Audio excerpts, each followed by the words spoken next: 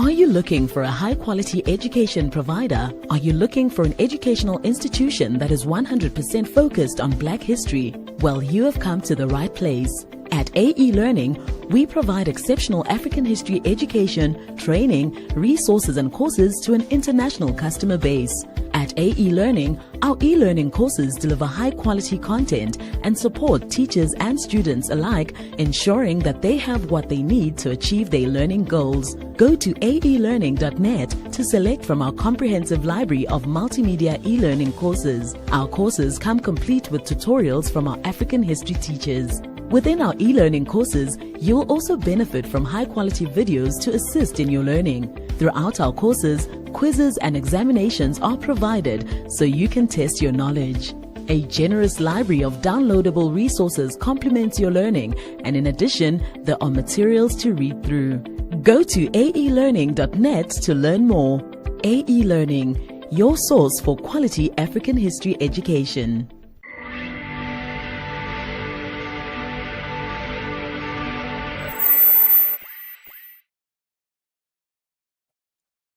Peace, fam. We are live again.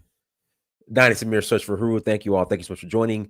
Make sure you hit that like button. Please hit that like button. Also, make sure you share and make sure you subscribe. I will greatly appreciate it. Y'all, I'm only, hold on. I'm only 10 minutes late. Y'all, we getting better over here. I'm only 10 minutes late, you guys. Only 10 minutes. All right, so we getting better over here. So hit the like button. Also make sure you share and make sure you subscribe. Hold on, where's that? Here we go. Sierra Leone, citizenship is back on in Sierra Leone. If you're interested about getting your Sierra Leonean citizenship, please visit donfo.africa. Again, please visit donfo.africa to learn more. I am taking another group in December. Again, I am taking another group in December for citizenship. Also, make sure you subscribe to the newsletter as well. Okay, when you go to the site, you got to subscribe to the newsletter. Again, please subscribe to the newsletter. And I'm going to call you. All right, when you leave your phone number, when you subscribe, you do get a courtesy call from yours truly. All right, you get a courtesy call from me. Like, I'm going to actually pick up the phone and hit you up and say, how you doing? What's going on? Want to roll to Nigeria with us? We're going to Nigeria in August. We are going to Nigeria in August, y'all, for the Oshun Festival. I got some good news about Nigeria as well. Again, I have some good news. The archaic visa process is now officially over. Now in Nigeria, they're doing e-visa. Nigeria has finally caught up with the times. Again, Nigeria has finally, actually it's 4,800. That includes international flight. Nigeria has caught up with the times. Finally, guys. So it's kind of like visa. Yeah, I was so happy when I saw that news. When I got that news about Nigeria. Now it's e-visa. You go to the immigration site on the Nigerian immigration site. You do everything online. You pay online. Submit all your documents online. You'll get an approval letter. And then when we show up to Lagos, Murtala Muhammad Airport in Lagos, you handle everything. Your biometrics gets done there, and you're good to go. It used to be you had to physically show up to one of the consulates in Nigeria.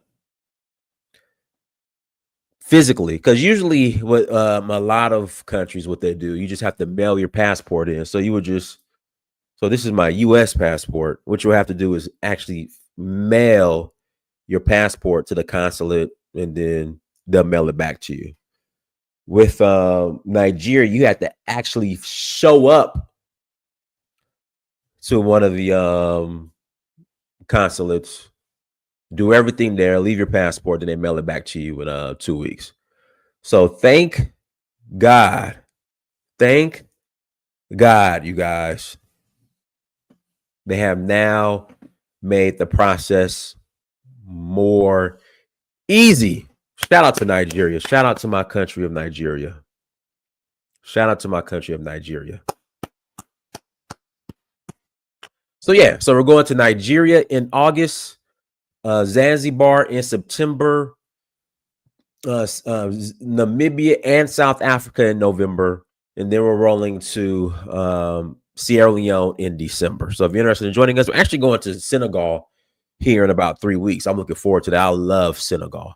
We're going there in 3 weeks for the Jazz Festival. So if you're interested in joining us, please visit donfo.africa. Again, please visit donfo.africa.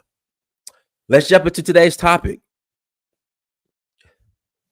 It's FBA ADOS, General Michael Langley undermining the Tethers, in quotation marks, because that's what, FBA and ADOS have labeled, our brothers and sisters of the diaspora who have immigrated to America. They have labeled them as Tethers. And they claim that these Tethers are undermining ADOS FBA. But now we got an example of ADOS FBA undermining an African country. Or as they say that the Tethers, they come to America, they side and partner with white supremacy, and they undermine the descendants of slaves. It's the Tethers' faults why we can't get no reparations. It's the Tethers' fault why we can't get reparations. The Tethers have stopped us from getting reparations, so we have to delineate. We got to delineate. So, Donald Trump doesn't confuse us, the descendants of slaves, with them Tethers when it comes to our reparations claim. We got to delineate so them Tethers don't get the reparations, that the reparations comes to us. We got to delineate. Let them know that we ain't them. We are a new ethnic group. So the check gets cut to us and not to them. We gotta delineate. And they come over here and they undermine us and they be all up in our business. Them Tethers, they be all up in FBA, ADOS business. They be all up in our business. But now we got an example of an FBA man who's using the white supremacy system to be all up in Burkina Faso's business.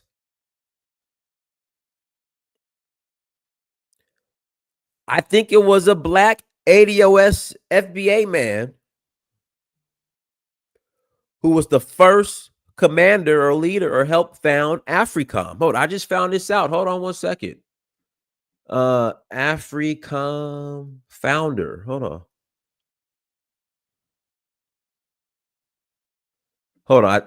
No, hold me to it yet. Let me look it up. Hold on. Let me look it up. Let me look this up real quick. Hold on. Let me look this up real quick. No, it's not. I'm sorry.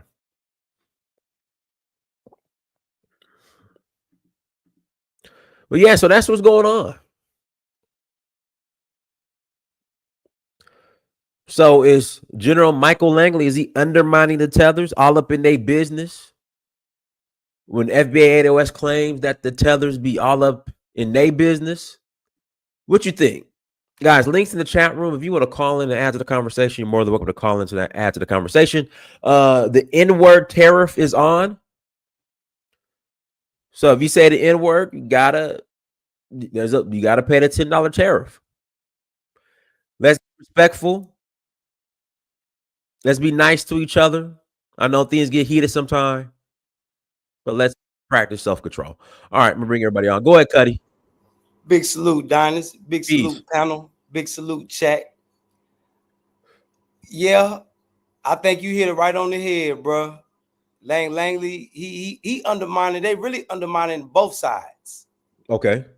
You know, they undermining the Africans to turn on Black Americans because they don't want Black Americans to start leaving the slave ship. Because now people starting to see, because people like you and me, we showing people like this is what it is. Right. They've been lying to us.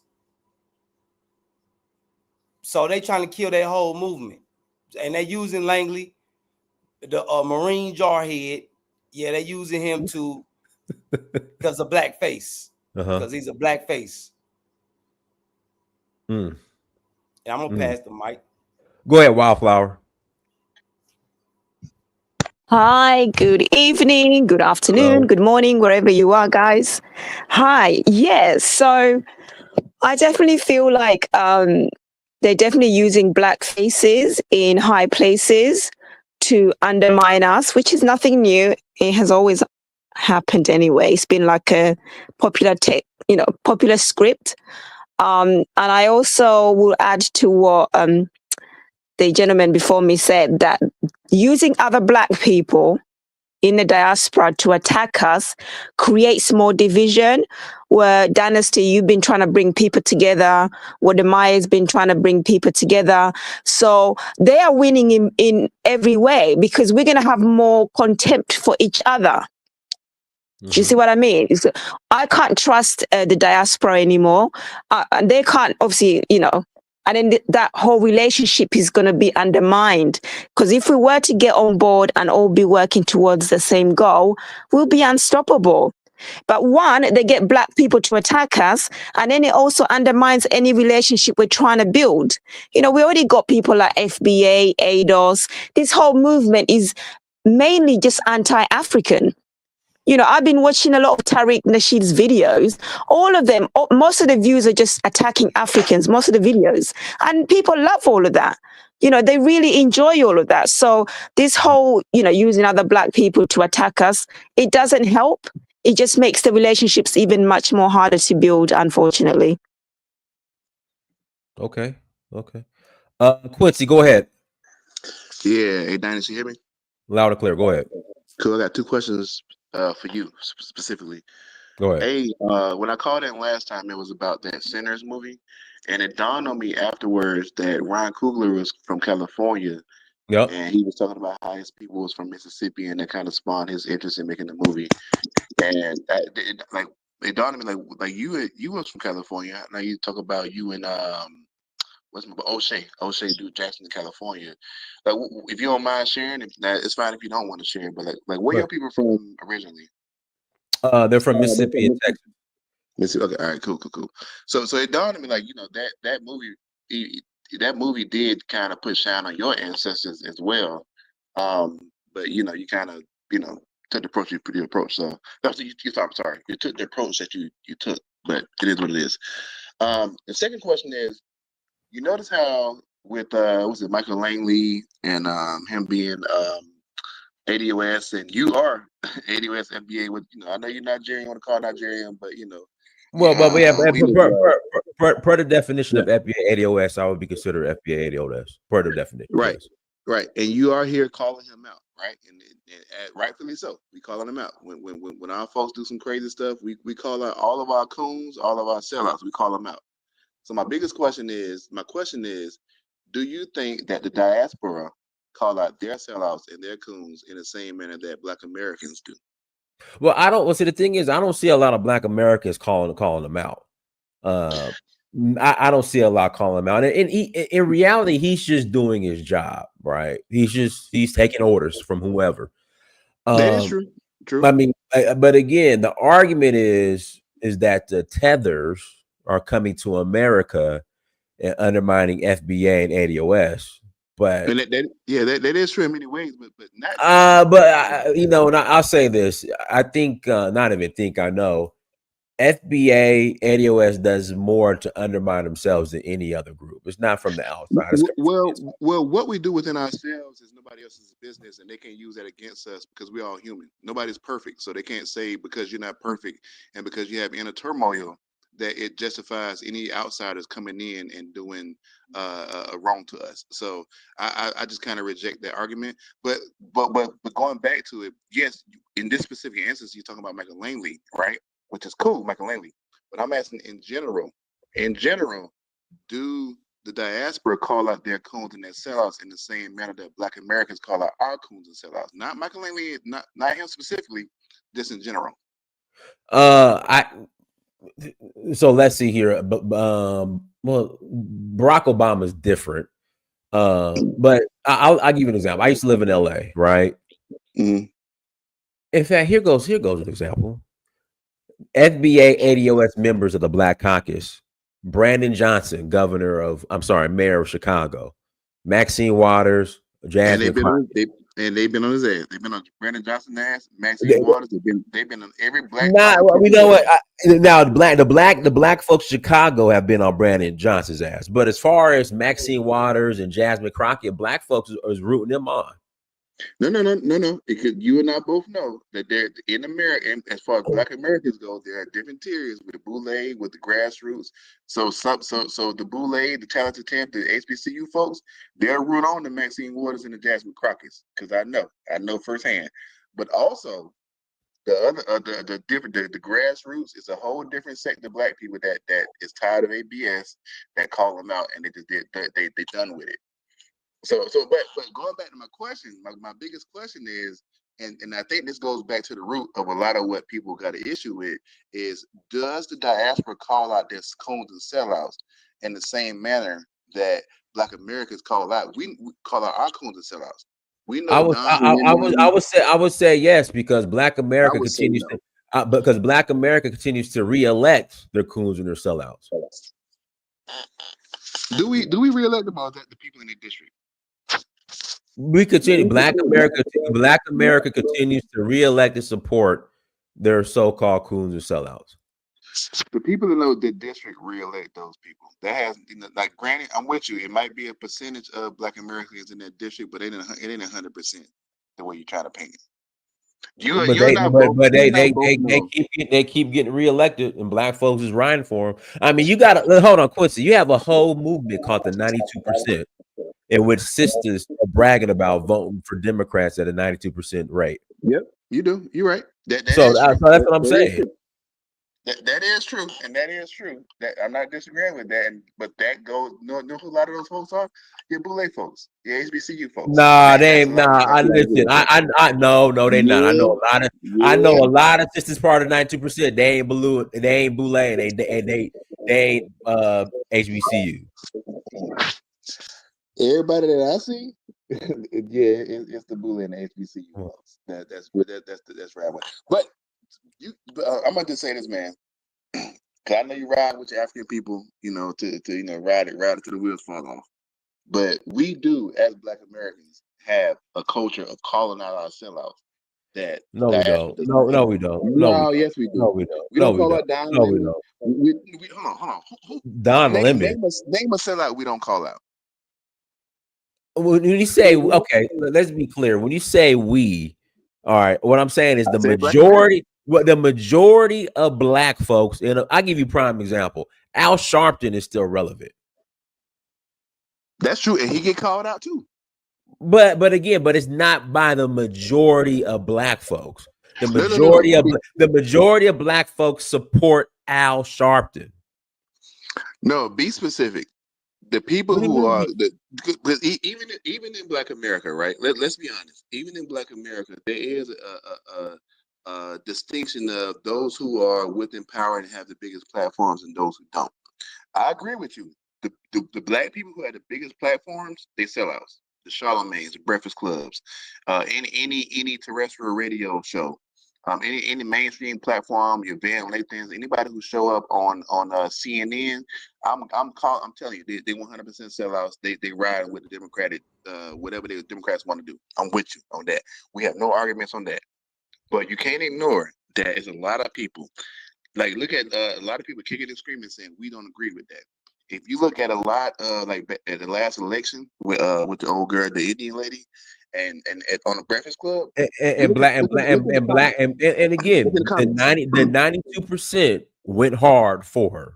They that is true, but look in the comments. Go back prior to November 5th and look in the comments of any Breakfast Club interview with her or anything, and you will see the vast majority of Black people even commenting on that, saying we ain't riding with her, we don't like her. We don't like it, but I'm with you. But what we do agree is it's the boule, the 92%. It ain't that 92% ain't boule. Quincy, they're not. Dude, the 92% have the platforms. They have the majority of the visible. They don't. But 92% of sisters are not compromised or composed or whatever compromised of this boule and HBCUs. Phil, it's just not. That's not the truth. Okay, look. If you speak, so. Hold on. Let me say something real quick, Pastor Elvis. Yeah. Hey, Pam Mulatto, I'm gonna kick you off the panel. So, guys, we have an N-word tariff. So, if you don't pay your N-word tariff, you just can't call back in. I'm just. Okay. So Dennis, like so Pam Mulatto, if you want to get back on the panel, you gotta pay your N-word tariff. That's the Cash App. Go ahead, Quincy. All right. So look, there's an overlap where we agree, right? So I'm with you that there is a good distinction of Black people who is riding with the Democratic, all of that, and I don't like it. I don't like it, right? But I think you're ignoring that. A lot of the 92% is HBCU, your D9. That's not true. That is not true. Dude, come on, man. It's not. The majority of the. Let me say this. Let me say this. Dude, Ricky Smiley said it out of his mouth. Ricky Smiley said it out of his mouth that he has a text chain with him, Steve Harvey, what's your other dude? The other D.L. Hughley. And all of them accused. They are Omega Psi Phi, right? Okay. College graduate, HBCU, right. Omega Psi Phi D9. And he said they have a text chain where they sit there and send out what they want to send out to the people. So, dude, you can't sit here and say like, nah, the boule don't have a grasp. And then your boy Roland Martin broke it down. I think it was about either 2 years ago about how to get the word out. The first thing out of his mouth was, you send it to the D9. The D9 go spread it out. That was the first thing out of Roland Martin's mouth. But Quincy, I am a Kappa. Yes, I am a Kappa. But again, Quincy, the point I'm making is the actual 92%.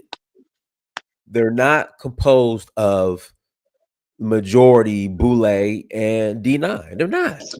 Okay. You know what? I can see in this scenario that may not be true because Black women did drink the Kool-Aid on that Indian woman. Black women did drink the Kool-Aid on that Indian woman. And listen, they about to do the same thing because Keisha Lance Bottoms is supposed to run for governor here in Atlanta. They're gonna drink the Kool-Aid for her. And then Stacey Abrams is supposed to. It's identity politics. They just gotta leave identity politics alone. That's what they need to do. That is true, but you can't ignore it, dude. But you can't ignore that it is like the D9 and the HBCU folks are leading the charge on this, right? I would say this: leading the charge.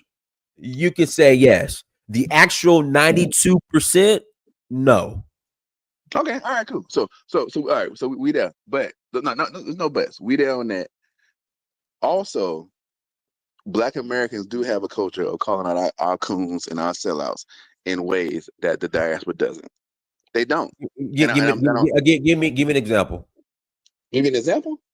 Outside of the Quincy, outside of the hold on, Quincy, I got past Elvis. Outside of the obvious, Tim Scott, Brian Donalds. If you're Black and you're a Republican, that's obvious. I'm talking about the That's obvious, and that's just because they're Republican. Okay, cool. It's all what to say, like subjective.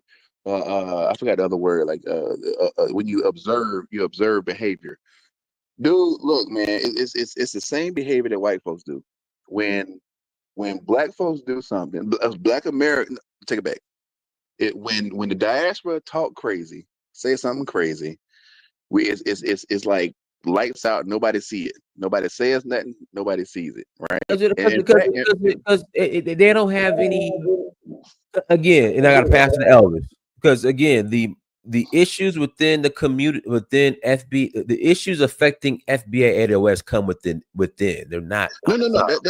That's two different things. Our internal issues is different from outsiders giving commentary on it. What I'm saying is when outsiders, which means the whole diaspora who ain't black Americans, it ain't none of their business, when they get to run in their mouth, a lot of folks Who is they, see man? Who is they? Like I just said they is the diaspora. You pick one. They're not saying nothing about you, man. They're really Dude, not. You are literally you are literally exhibiting what I'm trying to say, which is when a diaspora. I would say this, and I got to pass the mic to Elvis because he's been waiting. Can I finish though? Can I land my plane? If the so-called diaspora is making that much, hold on, let me finish, and I'll let you land your plane. You got 30 seconds. Okay.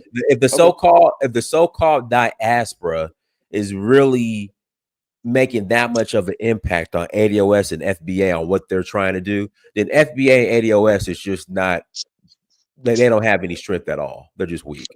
All right, cool. Two things. I never said that they had any impact.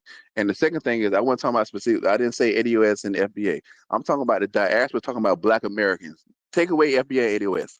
What I'm saying is when a diaspora talks crazy about black Americans, Pan-Africanists and other people in the diaspora, they don't see it. In fact, a lot of times they co-sign it with likes and comments and stuff, right? And they'll jump in and they co-sign it, right? And everybody act like it's all good until black Americans jump in and we jump in and defend ourselves. And we shoot back, say whatever we got to say to defend ourselves. And then suddenly all the Pan-Africans pop up and they see everything that's going on. They didn't see it beforehand, but now they see it. And now they want to jump in and intervene and be doing some we are the world. And, it's all about keeping it black first and blah, blah, blah, blah, blah. Okay. Let me pass the mic. Go ahead, Elvis. All right. Thank you, Dinas. And hello to the panel and hello to the chat. Look, I just want us to recognize black excellence and not be hypocrites. General Michael Langley is the first 4-star African-American general in the United States Marine Corps. He is a guy who is part of the Joint Chiefs in the United States Army. There's only 2 people above him. The chief of the the head of the Joint Chiefs of Staff, which is the leader of the United States military, 5-star general, just one of them. And of course, the United States president, chief, commander in chief. He's risen to an exceptional level in the United States Army. He's leading an entire continent, when it comes to Africa. This is a man who has shown exceptional leadership. His intellect is very high. He's somebody that many young, black boys and girls should be hoping to, emulate in the United States military. But we choose to slander him. For Ibrahim Traore, all respect to the brother, somebody who we don't really know, we just hear propaganda about him. Here's a man who lived in the United States who is doing everything to protect us and our interests, for those of us who live in this country. And we continue to slander him online for no reason. He hasn't done anything to Traore. He hasn't done there's no plots against Traore. He didn't do anything to undermine him. He's not asking for sanctions against Burkina Faso. He's not doing anything. So I don't understand it. I will say this again, it's a dead horse, but I keep beating it, right? He's not there to be loyal to Africans. Not because his skin is black means he's loyal to Africa. He's a United States citizen, a United States general, who is there to carry out the foreign policy of the United States through the United States Marine Corps. And he's doing a fine job. So please, let's not disparage him or try to, cast aspersions on his name. Let's respect him. Let's recognize his black excellence as a military mind, and let's show the general some respect. But Dinus, obviously, I don't know if he will consider himself an FBA. I think he's from Shreveport, Louisiana. By definition, it will be. Yeah, but I'm saying, this is a man who is transcend, in a way, I won't say transcend race because he's still a black man, but he's above that level. He's on a whole nother level when it comes to his achievements as a military person. But shout out to Traore and shout out to General Michael Langley. He's done nothing wrong. I'll pass the mic. All right, go ahead, Afro Man. Hello, good evening, good afternoon. Peace, everyone. I'm having some difficulty accepting the statement of the previous speaker. Yes, Langley has risen high up in the U.S. Army. The key word being the U.S. Army. For me, I would not even single out Langley. Any black person who wears the uniform of the U.S. Army will be placed in the same bag as Langley.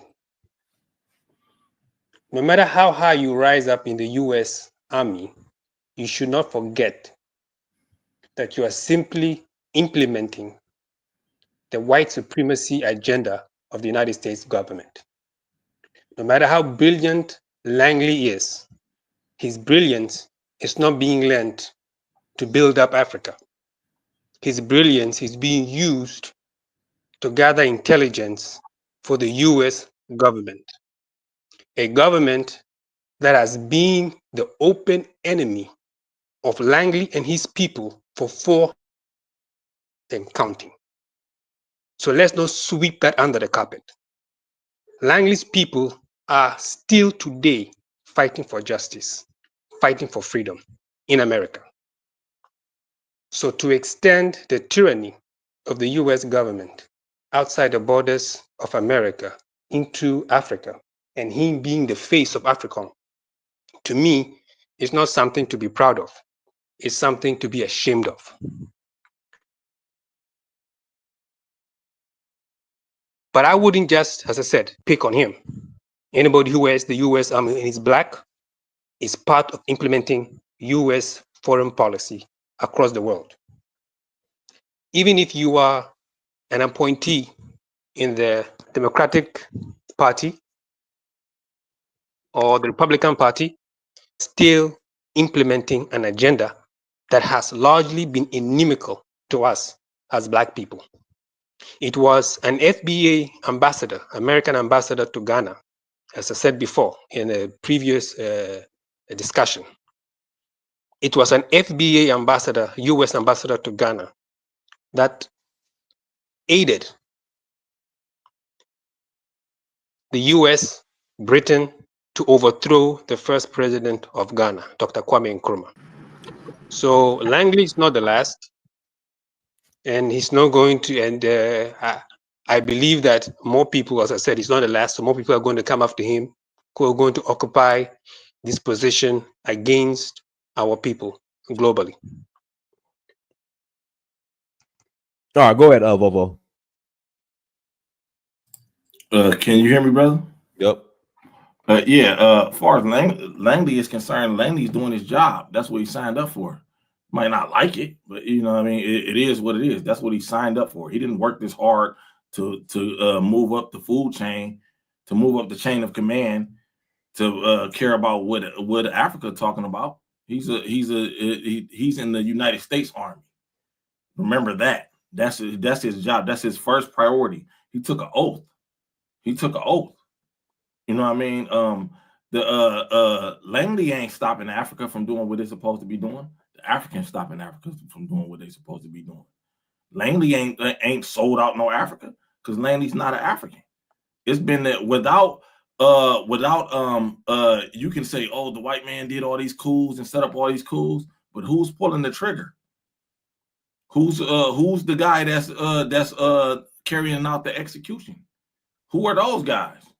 I agree with you. Go ahead. Yeah, them the first people to start with. Langley ain't doing nothing but his job. He's an American. He's not. He's gonna retire. There when Langley died, they're gonna carry his casket. It's gonna be an American flag draped over it. He's gonna get a 21 gun salute. He's not gonna get buried in Africa. He's gonna get buried at, I forgot. Damn, my uncle buried over there. What? Arlington. Yeah, he's gonna get buried at Arlington. Like that's where he's going. Like, so what are we talking about? Let me say this right, fellas. It's 2025. It ain't 1825. It's not 1925. It's 2025. Yeah, y'all got to get with the times. This man is doing his job. He hasn't really done nothing. They said that it was an attempt on I forget his name. I got to hear it a bunch of times. Burkina Faso's president. Traore. Yeah, Traore. They said it was an attempt on his life. I bet any amount of money on no FBA. I'm willing to bet my house, everything I own, everything. It wasn't no FBA doing that. It wasn't no FBA attempted that. Hey, Ben, you got feedback. You got to mute yourself. Go ahead, Bobo. Yeah, it was his own people did that. So that's where you start there first. The problem ain't even the white man at this point. It's the African. I say this all the time. I get a lot of heat for it. Africa got a sellout culture. Over so Vovo, if I can interject. So would you say that when it comes to FBA and ADOS, it ain't the white man, that it's FBA, ADOS, that we have internal issues and a sellout culture as well? No, I wouldn't say that. No, I'm gonna tell you why. Let me elaborate.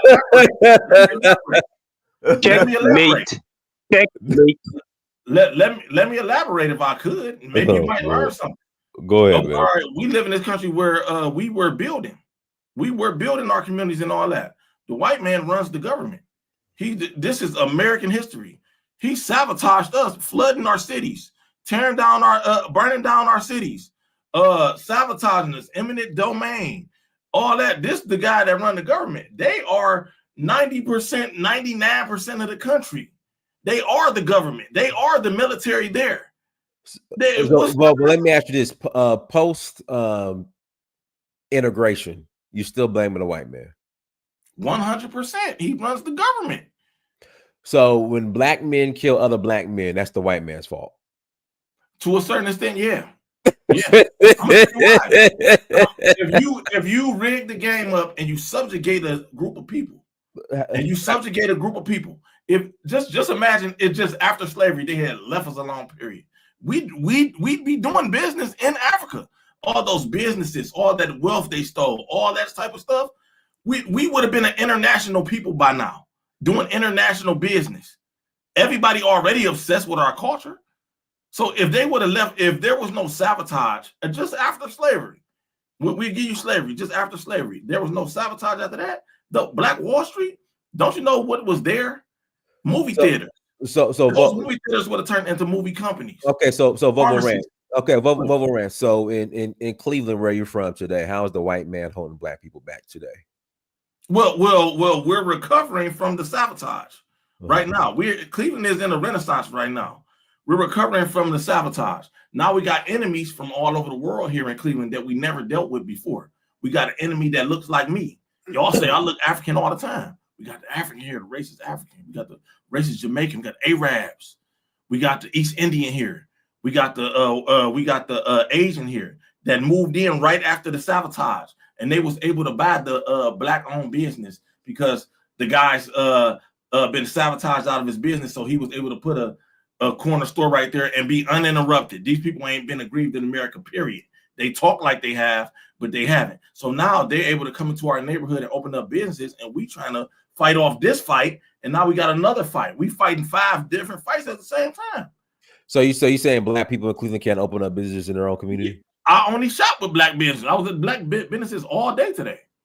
I only shop at black businesses. There's tons of black businesses all over Cleveland. I hate to say this, man. But I actually, for the first time, agree with Volvo on a lot of stuff we just said. Hey, Kala, are you on speakerphone? Okay, let me take out the speaker. Hold up. Yeah, hold up. Let me take that out. Let me just add this. We were warned by. Oh man, I'm just today ain't my day. We were warned by Powernomics. Dr. Clark Anderson. He said that this would happen. He said that these immigrants would come here and they're going to pile up on us, and we can't continue to fight all of these fights. We're just not waking up to this right now. He was 100% right. There's videos of him in the 80s telling us that we're going to be fighting all these fights. We got all types of weird enemies from all over the world, and everybody want to come in on it, and they want to kick us down and keep us as the bottom class because it's beneficial to them. Now, with all that said, that's not making excuses, because Volvo Rants don't make no excuses. I went outside. I went to go get it. I got to maneuver through the racism and the weird sabotages, and I done been fired, sabotaged, tricked, lied on, all types of shit. It's amazing that I'm still standing at 38 years old, and I've never been to prison. I don't got no bunch of children all over the city. I'm not a gang banger. Well, I used to be a gang banger. But I ain't been shot up a bunch of times or some shit like that. I got to maneuver through this shit. White man ain't got that struggle in America. All right, so let me ask you this. So this is in Cleveland, right? Yeah. So this 16-year-old shooting 5 people after a football game is the white man's fault? No. That's his dumb ass fault. But hold on. What's his background story? What's his background story? Darian Harris. What is Darian Harris' background story? Darian Harris. That is FBA all the way. 100%. It's mainly FBA in Cleveland. 100%. Yeah. So that's the white man's fault. No, yeah. What's his background story? When that's the white man's fault. They sabotage you for generations. Okay. For generations. That's what we're saying. So it's the white man's fault. He shot up a football game. Let's say right now, Donis, I took everything you own. I take everything you own away from you, and I don't leave you with the ability. You in your 40s, right? So I'm justified to go shoot up a high school. No, what I'm saying is this. So now I take your car, I take your wealth, I take these cameras, this computer, this everything, your life's work. I take your life's work away from you. What do that leave your children? So if that happens, my son has the right to go shoot up. I'm not saying that he had to do that. I'm not saying that. I'm not saying, but we gotta keep this in context. I'm not saying. Let me say this: he was dead wrong. If he shot, if they doing, more than likely he did do that. Let me say. Well, no, I don't want to say that, but if he did what they said that he was doing, he should take his ass to jail. He need to be in prison. Period. Yeah, somebody else need a chance to talk. Come on. Yeah, go ahead, caller. Can I speak? Okay. Well, let me pass the caller first. I'll pass it. Go ahead, caller. But here's my thing too, though. Let me pass the caller. I'll pass it back to you. Pass the mic, bro. You've been talking. Okay. Go ahead, caller. Well, this is what I want to say. Is this? First I was gonna come up here and take a dig at Elvis. But now that I'm thinking about it, after the guy, the Afro man that talked after Elvis, it got me thinking. You know something? I don't think it's the audacity for somebody, right, who after 400 years, you uprooted us from Africa, right? Took everything, we were stripped of everything. When you lose your land, right, uprooted from your land, right, your specific land that you have land ownership on, right, it takes thousands of years to recover from that. The gypsies are still running the earth, Jews came back to their land after 2,000 years, The Irish were displaced, Black America is in that same situation. So if they basically have a chance, right, to be part of a country, right, that says, but what you say says you are a citizen, says we will give you a chance to be part of this country, prove yourself, and become part of the country, join the military, and distinguish yourself. Why the hell is people saying that we have some obligation to Africa? And I'm a Black nationalist Pan-Africanist, right? But to say it like that, like we have some obligation, not that we want to, because most of us want to be part of Africa, right? We don't have to. We're not obligated to Africa. Africa has not shown us anything, have not given us anything. Do we own any oil blocks off the coast? Do we own any gold fields? Do we own any diamond mines? Do we have anything? Go buy it. Go buy it. No, there's no buying nothing. Why should we buy what was supposed to be ours? But I mean, Colin, the Africans don't own it. You still gotta buy it. Go buy it, Colin. This is what I'm talking about. The whole thing is this: when you ignore the transatlantic slave trade, the MAFA, right? You're never gonna get it right. If anybody tells me that I gotta buy what's already mine If something was stolen from me and whatnot, and slavery was a crime against humanity. It was the diamond mines was never yours, Kala. It wasn't mine either. No, that's a lie. That's a It lie. wasn't. Hold up. My ancestors come from the Congo Kingdom. You know, Okay. that's where my ancestors come from, right? Okay. That land is now being given to fucking Donald Trump and the motherfucking MAGA racist devil Republicans. You know, how do you think I feel about take that over the president of the Congo. He made well, a the bottom deal. line, I don't recognize no damn president because these countries were created by the Brits. And then you talk about giving respect to countries that weren't even created by Africans. They were created by the Berlin Conference. All these countries are doing is managing their shit. They're Africans don't even own Africa, right? So how the hell are you gonna tell us to be loyal to something that they don't even fucking own? That's what angers me. So I don't care about Langley anymore. If America's paying him, America gave him position. Where's the fucking African saying we want to recruit Black Americans to become generals? How many generals do we have Black American generals do we have in Africa? How many people holding public office do we have in Africa? None. So we don't owe them shit. You know? Well, Kala, go run for office. Kala, go run. I don't want to be in public office. I don't want to be. Okay, so why are you complaining, Kala? Go run for office. I'm not complaining. I'm just saying. No, I'm just defending when people say about Langley. I have to come in here and say, yeah, I do defend Langley because based on the real situation. You know, not this Pan-African fantasy bullshit. You know, reality is he's an American. He's a 4-star, 5-star general, whatever he is. He has a job to do. That's what it is. Now, if people want to change that, then put something on the goddamn table. You know, and I'm sure if he said, Mr. Langley, join the AES. We're gonna have to pay you $1 million salary. You come over here. You have land. You can integrate back into our society. You'll be head chief of staff for one of our military operations. But if you ain't gonna do that, then shut the fuck up, you know, because he's gonna continue doing what he's paid to do. That's why I say it, you know.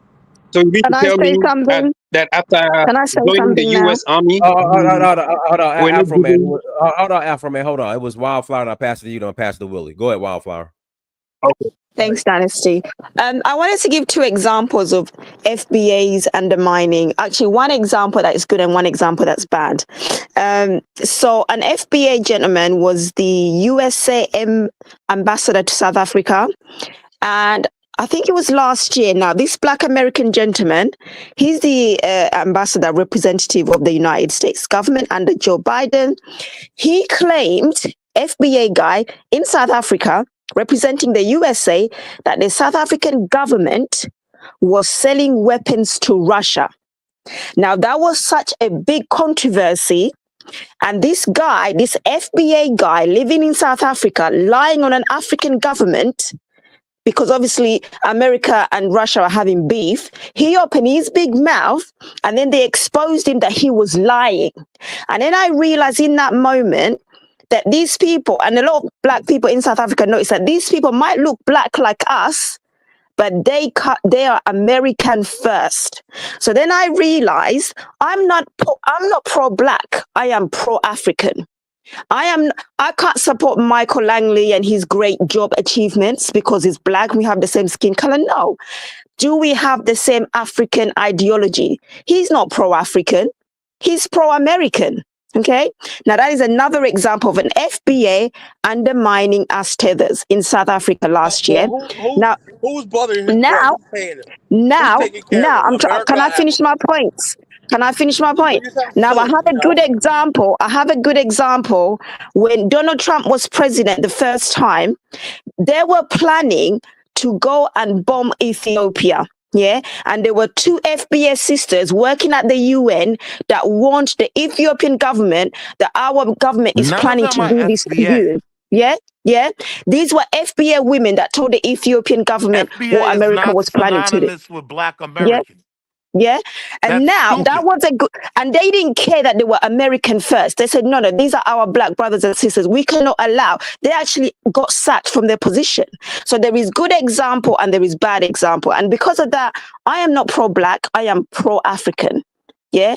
There's plenty of people with Black skin, like Michael Langley, that ambassador in South Africa that was lying on us, giving Russians weapons when we weren't. And then he was exposed and he looked really foolish.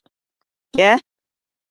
So there's so many times when these so-called FBAs or whatever they are, ADOS, Black Americans, they are undermining Black people in Africa. You just hate But Black America. Because you know all what? right, I got, They might not outright blacks. lie. They might not Black black hold on, skin, America, but they are okay, let You me, might as okay, well Americans let me, just first. say And it. if They that are hold on, let wasn't Americans. for me Black pass, I gotta pass America, it to Afro South Man. Go ahead, African Afro Man. apartheid would still be Go around. ahead, Afro Man. Yes, okay. So let me rebut something that Color Genesis talked about. So you mean to tell me that after joining the army, and the army goes and gets wealth and resources for the U.S. government, the U.S. government didn't come back and share the wealth with you, Color? If not, Okay, then look, why this are you is what I'm fighting? saying. General Langley, right? You understand that when somebody take an oath, right? They're in the military. I'm not in the military. You know, you can say it about me, but I'm not in the military, right? Somebody takes an oath, joins the U.S. Marines, rises through the ranks. That's a hard work, you know. That's not something you just basically just dismiss. He took an oath. He rose up through the ranks of the military and stuff like that. So therefore, Whole lot of his shoe shining, right?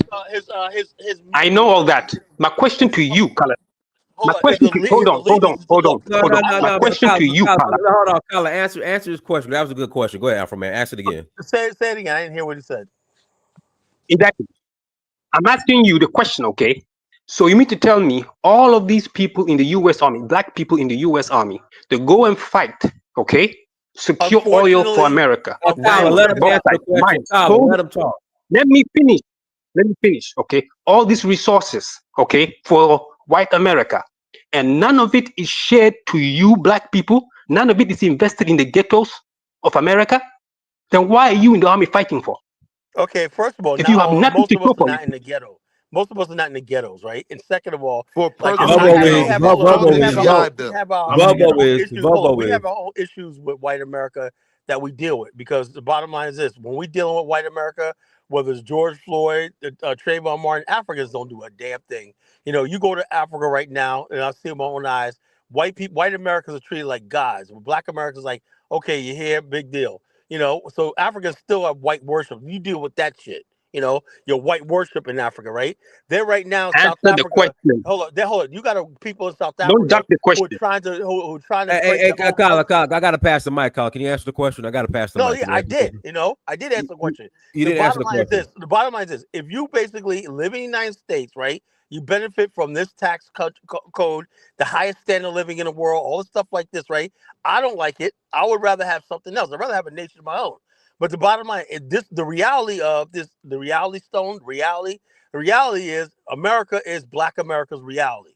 Could I have a Africa's not chance to answer reality. that question, Dynas? Well, It's no, I gotta pass it's the mic to Willie. it's simply for personal gain, right? They go into the military for the GI Bill, to pay for school, for housing credits, for this, for that. It's not, this is what is so ignorant about, like, you got to be the stupidest person on planet Earth to attach Langley to FBA. It's literally like me saying all Africans are jihadists, the ones that are fighting against Traore, right? No, it's not. Langley is probably the furthest thing from an FBA you could find in America. Why? Not Because the you have Langley hold represents the on. FBA. Because you have all types of different black Americans, right? The reality is this. There is Willie, no worse no, black hold on, on black crime in the world. Willie. Hold on. Give me 2 seconds. There's no worse black on black crime in the world than what is going on the continent. It's not FBA that killed Thomas Sankara. It's not FBA that killed Patrice Lumumba. It's not FBA that is going to kill Tourette, right? It's y'all. And you're just looking for someone else to blame. Instead of Exactly. But blaming he's the Ivory foundational Coast. Black American, Instead though. of blaming Chad, right? You got sellouts on every side.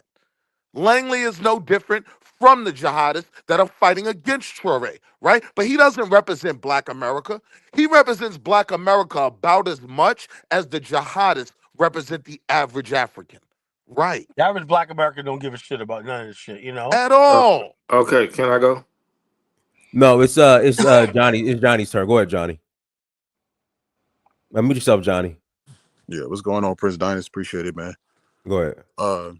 Yeah, I just wanted to speak real quick on General Langley.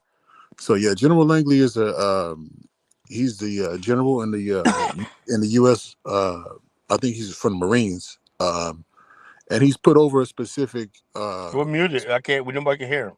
I hear him just fine, Colin. That's you. Go ahead, Johnny. Yeah. So yeah, I think that the thing is just he's specifically put over the African region. He's part of I think it's called U.S. Africon. He's been like there for a couple years and stuff. I think he got promoted. If I remember right, he got appointed by Biden. Not even saying that matters, but I'm saying that to say that his ideals and everything are going to be American ideals that we push for globally at the forefront. And what they're pushing for big now is like these basic Cold Wars that we're in with China and Russia, and he's pushing back against the positive Russia. I guess you can call it propaganda message with anti-Russian propaganda. So he some of the other missions and stuff that I remember doing some research on and stuff is a lot to do with anti-terrorism and common goals for development, which is pushing back pushing back against whenever there's like a coup, even though the guy who Ibrahim Traore took over from was also appointed from a coup. They can never be shown the support of that kind of behavior because it shows it kind of encourages destabilization. So from that point, I'll move over to us as a people. Yeah, we're not necessarily obligated to Africa for nothing, but on a global scale, like regardless of how different our cultures and stuff may be, we do have a common ancestor. We have a common look and everything. And it just makes sense to be united because everywhere else you go to, you're going to see where there's united groups of people and they prosper. So we already are doing that. I mean, it's already happening. To me, these conversations, not this specific conversation, but like the separatist movements and all this stuff is getting more and more ridiculous. Like the more time goes on, the more the truth is just kind of out there. So I think it's actually getting smaller instead of getting worse. So I think we on a good path and everything. I just want to drop that out in here. And I think Africa could hold on convince the rest before of I the world finish to before I unite if finish. they could figure out how to unite. My fault. All right. So before I finish, let me just say, yeah, I mean, traders come in all shapes and sizes and stuff. It happens in Africa a lot. It happens in America, right? It happened to Malcolm X. It happened to Fred Hampton. So many times we have people that's supposed to be close to us and everything that we kind of trust. And again, one of our biggest problems I said the other day was not just ignorance. Ignorance is a huge problem, but envy, kind of letting that go too, where it's hard to see somebody successful in a black person successful in any type of light, and they kind of do anything to hold on to that because they automatically can sense a little bit of jealousy with that. But yeah, I just landed right there. Well, let Okay, me so ask you a question. Let me ask you real last hold question. on, Colin, hold on. So Willie, so question: the black man that killed Malcolm X, the black man that killed Fred Hampton, is that the white man's fault? Yes. Oh Lord. I mean, that Literally, just But who shows you pulled don't the know your trigger? I history. would agree. But who That I would pulled the agree. hold trigger? on. He asked me a question. So Who pulled Anyone the who trigger? laughs at my response clearly doesn't know black history in America. They Who clearly pulled the don't know COINTELPRO. Here's my point though. That's our individual issue over here. We're not looking back at the motherland and blaming them, right? So when they blame us for them killing them, right?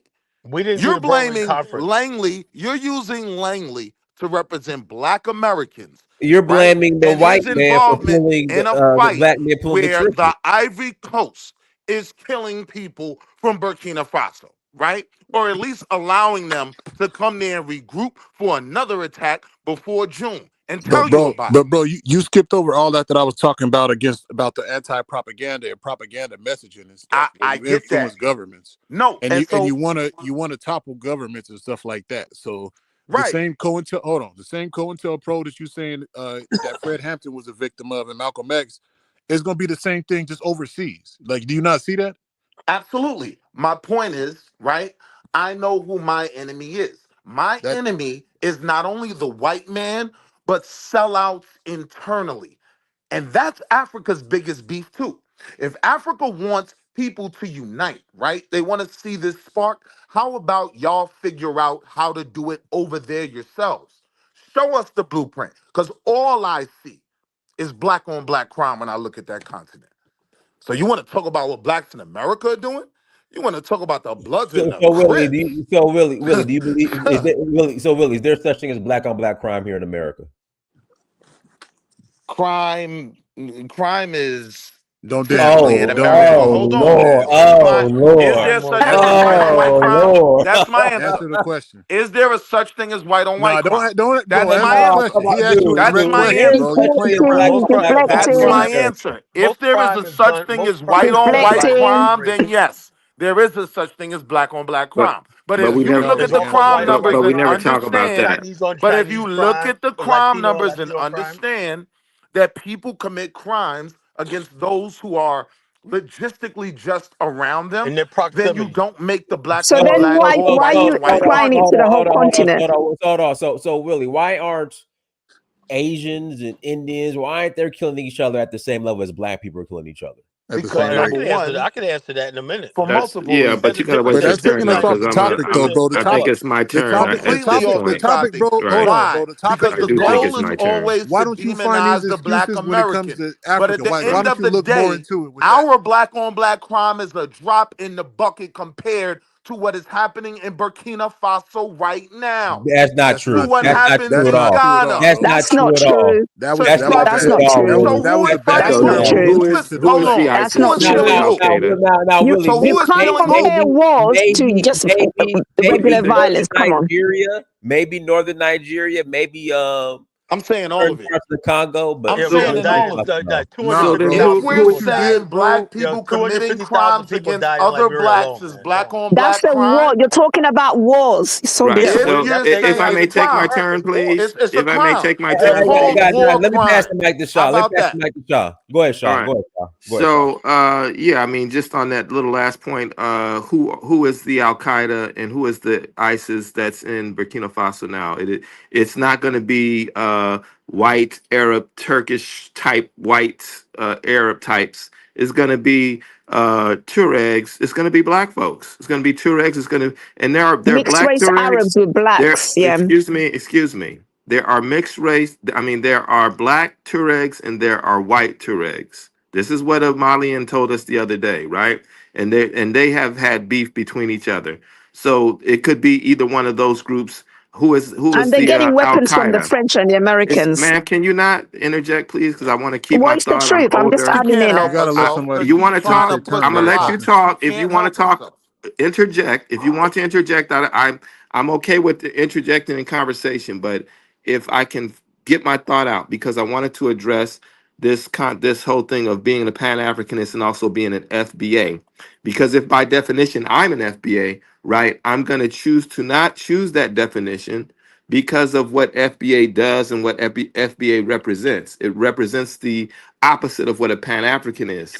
It represents the opposite, right? So General Langley didn't have to sign up for the services. He could have avoided draft. He looks like he's old enough to have been in a Vietnam situation, maybe, and he could have avoided draft just like Muhammad Ali did. You could have went to Canada. He could have went to jail. So he didn't have to do that. He could have chosen another job. So he chose that because he has probably some alignment with a nationalist or patriotic duty to the country and all of this stuff because his family was involved in it. So, Kala, on your point about Africa needs to offer him something so he can have something else to do other than be in a service. He didn't have to join the service, and people don't have to join the FBA. And my sister Wildflower, I would really appreciate it if you would not refer to 40 million of us as FBA because we're not. It's a fringe group. It's a small group of people that are doing this weird She's stuff that we ignorant though. don't She can't help it. She's know. always gonna view us all as the That worst of us. that's Willie, let fine. him speak. That's Willie, fine. can you let the But man but speak? Come on. that would be just like the black social club in Louisiana, the Zulu club. That those people didn't know anything really about Zulus per se, and they chose that name as a name of honor, even though they're in blackface. And so when the Zulus saw that, they were like, "Well, I don't understand. Why are they making us look like fools? What's the deal?" So when it was explained to the Zulus why they chose the Zulu name, yet they have blackface, they understood the context of the blackface. So now we're explaining to Wildflower about the context of FBA, and she chooses to deny it. That's her fault. That's her ignorance. She's arrogant in her ignorance. So I'm going to land on the point of that they're going to put black people, pit the ones of us who are in the service just to be trying to get our life together and get an opportunity. They're going to put us on the front lines if some stuff really breaks out. Just like they put Langley on the front line, they're going to put a black face on the They put front. Colin Powell. A They sent Colin Colin Powell Powell. to the They went freaking into Detroit they went into weapons of mass destruction. yeah, excuse me. They went All the into colonization. what's that little All Bro, the country, Grenada? colonization. Excuse me, sir. They're gonna put black people on the front line if it does come to something like that. And all these young brothers and sisters that are in the service now, they will be the first to be on the front line. I just want to throw out too. He is the first black 4-star general in the Marine Corps history. So there's a little bit of truth to that, believe it or not. All right, go ahead, Cuddy. I'm gonna pass it to Vovo. Yeah, I done got thrown off, bro. It started off rough and bro smoothed it on out. But that Langley, yeah, man, he don't represent all of us though. You know, like bro said, it's different groups of us. You know, but the FBAs is something new to me. I didn't know nothing about FBA. That wasn't popping when I left America. Brand new. Yeah, so I'm like, what is this FBA? I thought it was either African American or ADOS. You know, we the ones And with the peep it, Cuddy. Let's be clear. When you associate Langley with FBA, you clearly illustrate you know nothing about Black Americans. Look at the Nothing. title. The title says Nothing No, FBA/ADOS. well, It does not say Willie, Black American. per the definition of FBA, he'll be FBA. No, FBA, Diane, is somebody who deliberately tries to delineate and says that they are from America. They don't have no African roots. It's not Yeah, saying we that got to I'm a That's start. not what patriotic Tariq African said. That's not what That's Tariq not said. that's not We got to necessarily start true. I defining see That's what not African, true. bro. Dynas They just say, so did look, in they're saying saying, if That's we not although go, we true. may come from FBA, Africa, ADOS. I see what he just tried to do in terms of saying if we go by the Yeah, if you go definition. by the But what definition of happens when we FBA and go by that ADOS, he'll be definition, considered right? We FBA, never say ADOS. That's Kwame just what it Ture was is. FBA. We won't say Malcolm was Exactly. FBA. We won't say that Frederick Douglass was FBA. You won't Right. say the best of us were Per that, the right? definition of FBA, we will You'll be use considered no, I Nah, think FBA. FBA. I bro. Hey, think that's Bro, Donis, this the true. can thing, you, Dynas. Donis, can you put up the website? Can you just like I don't know how these Nah, people fuck the sit around. website, bro. We going off of y'all actions. We going Can off of you what we could hold prove. on? Wait, can We you? could prove Somebody that Listen, spends the listen. whole day denouncing Africa, saying how they're not exactly. Africans and stuff like that. That's that Yeah, so FBA That's what mentality. That's the their majority of mentality, Black bro. Regardless of Americans what That's they their say call they have no mentality. themselves. connection to Dynas, Africa. So I don't. Dynas. I It's never just heard like Langley It's say. just Look, like Black I've Lives heard Matter, bro. Langley. I heard Langley speak passionately. Say, even though I don't really agree with him, but I speak passionately about that's my ancestral land, stuff like that. FBA will never say that. You know, they no, think they yep. came from America. It So is like Black Lives Matter, where they try to take a name and they corrupt it, bro. And they So basically use it for the yeah, LGBT. so it's like, hey, Yeah, Black lives do matter. So you're supposed to agree with us, you know? because And it to me, becomes when I something hear the completely definition, different, bro. You got to judge the groups by the actions. yeah, but when I hear it, foundational Black American, that make me like, okay, they That's the trick, bro. That's are the the trick. Stevens. No, listen, hear me out. They are the Stevens, and the descendants of slaves, we are the Jangos. Okay. So that's how I look at that. Well, That's you how I can look make at it that like difference. that. Well, I'm saying like this: when somebody says I'm African American, I say African American all the time, Yeah, as me everybody too. know.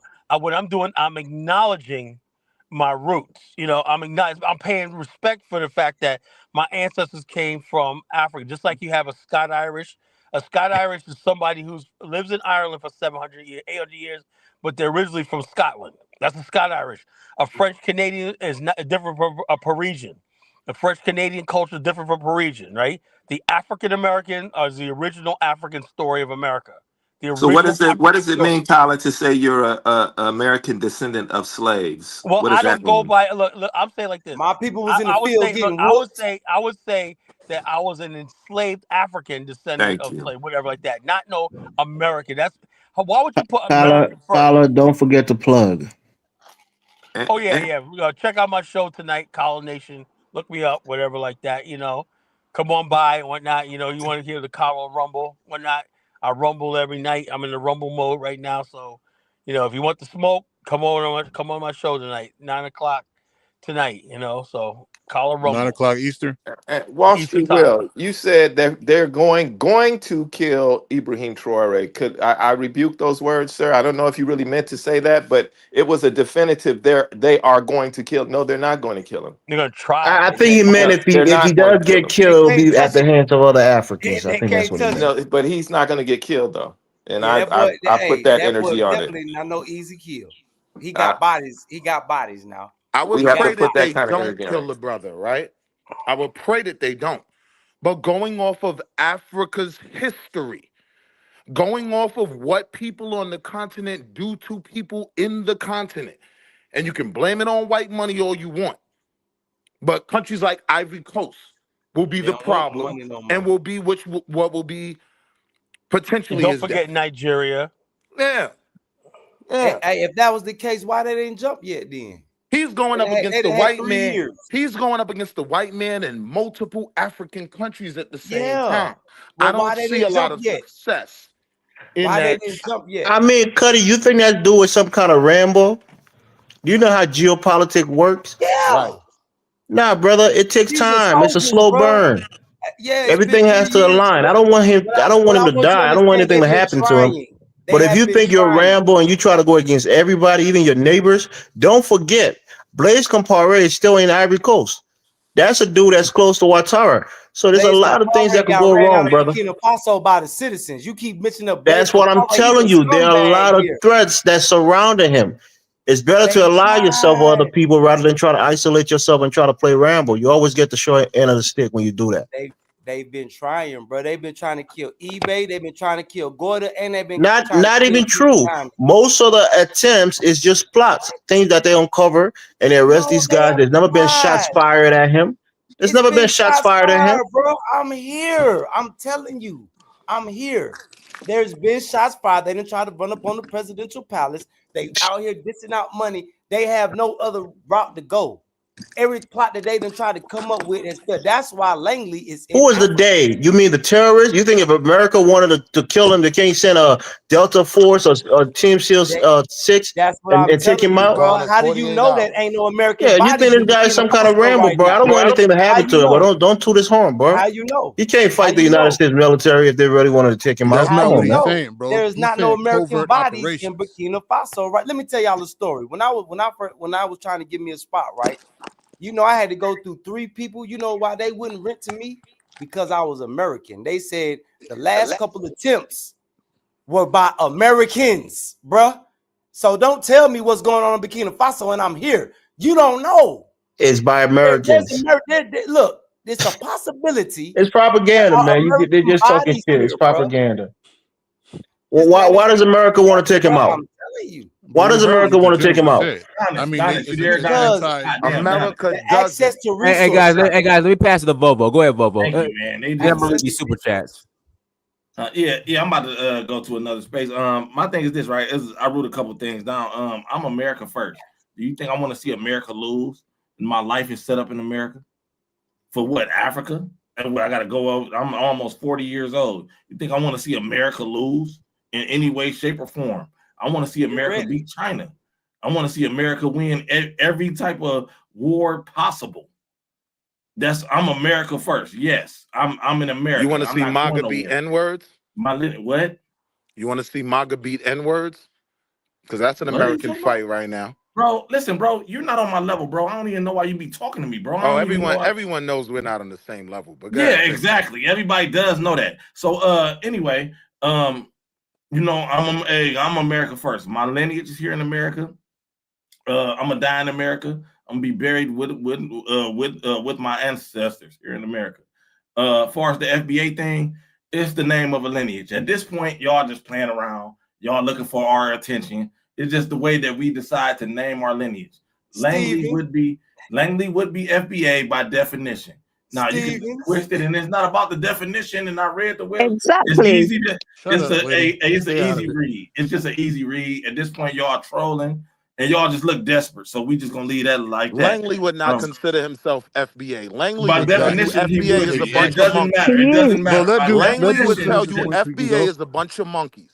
I can a bunch of what? Spick. Yeah, You heard what I said. Langley not You considered spick. FBA. You dirty spick. What did you call us? Monkeys? No, it's a Spick. black man. No, it's You a black dirty man. spick. Dinus, remember now, we It's a can't black tell man. all this shit to be out there. Hold on, wait. No, Come he don't on, get to man. come on no Nah, black it wasn't even black Volvo. It was monkey. Willie. Willie started. Come He on, started. man. Now, yeah. What do you mean? Now, he don't get to come up. Don't no Latino get to come over. That's why Willie y'all called paying our FBA people to make monkeys. it We worse. can't have that, man. Y'all Let's letting not do that. Latinos come on here and call us monkeys. No, I do. No, you got to understand. I'm not No, talking I about don't gotta understand myself. nothing. We don't talk like I'm not that. talking about the Period. descendant of slaves in America. Move around. I am talking about Move stupid around, people Latino. in Where my about rank. Latin America? Where about I am Latin talking America? about Where about the stupid Dominican people Republic? in my Back rank. to what we're saying. I This am the a black same guy American. that's running around I with look a at them camera as filming monkeys. kids. Move around. All right, I'm almost done. I took an oath. That's part of being an American. I'm old enough. I'm 38 years old. Every morning at 7:30 when the bell rang, you had to pledge allegiance to the flag. You had to raise your right hand. I took an oath. I'm America first. This is my country. We're not about to go to no Africa. We're not about to go do none of that shit. And all the African immigrants took an oath also to this country. If you became American citizens. Exactly. These immigrants Neither did took an oath to Sharif this country Mahmoud too. Rayouf, a black man in America. You oath breakers. You took an oath when your family immigrated here, Wall Street. Y'all, to the your white family took Can an I oath speak too. as well? And there are a lot of us who don't. All right, y'all gonna cut me off, man. So that's just where I'm at with it, man. This ain't even. It's always Can I speak? Can I speak? So basically, talking about people being patriotic, what Ibrahim has done recently is to start patriotic classes for all children. That's going to be mandatory. Now, this will encourage children to have pride in their nation, to protect their nation, to love their nation. And I think this is something that can be done all over Africa, because sometimes we don't have that love for the nation. Now, he's going to make sure that is there in the people, and that is amazing. Like the same way Vovo said that he was taught to be patriotic about America, China does the same thing. I don't see African countries doing that, especially Nigeria. You get Nigerians coming on here always talking crap about their nation, and when they go abroad, they talk crap about other African nations. They have no love of nation. Japanese people have love of nation. Koreans have love of nations. Israeli Jews, doesn't matter what part of the world they're born in, they love the nation Africans to death. have love of tribe. And now Ibrahim Traore has brought this in, which I love. Another thing Ibrahim Traore did was the Patriotic Support Fund, where the people in the country put money into a fund that gets used to buy weapons, build roads. This is something that could be done all over Africa, rather than go and borrow money from the World Bank. We, the people, have to take responsibility for our own destiny. Not always, let's borrow money from this. So you're getting people in Burkina Faso. They actually raise hundreds of millions. Regular people, the Patriotic Support Fund. Are you living in Africa? They're using that money now. They're using that money now to buy weapons. No, she's an Afro-European. Are you living in Africa?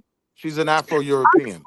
I'm not in Africa now, but the same way the Jew that lives in New York City supports Israel 100%. You don't have to be on the ground to love your nation. Your taxes that you pay fund the United States government, Elon Musk is in military, the United or the States, UK military. and he cares.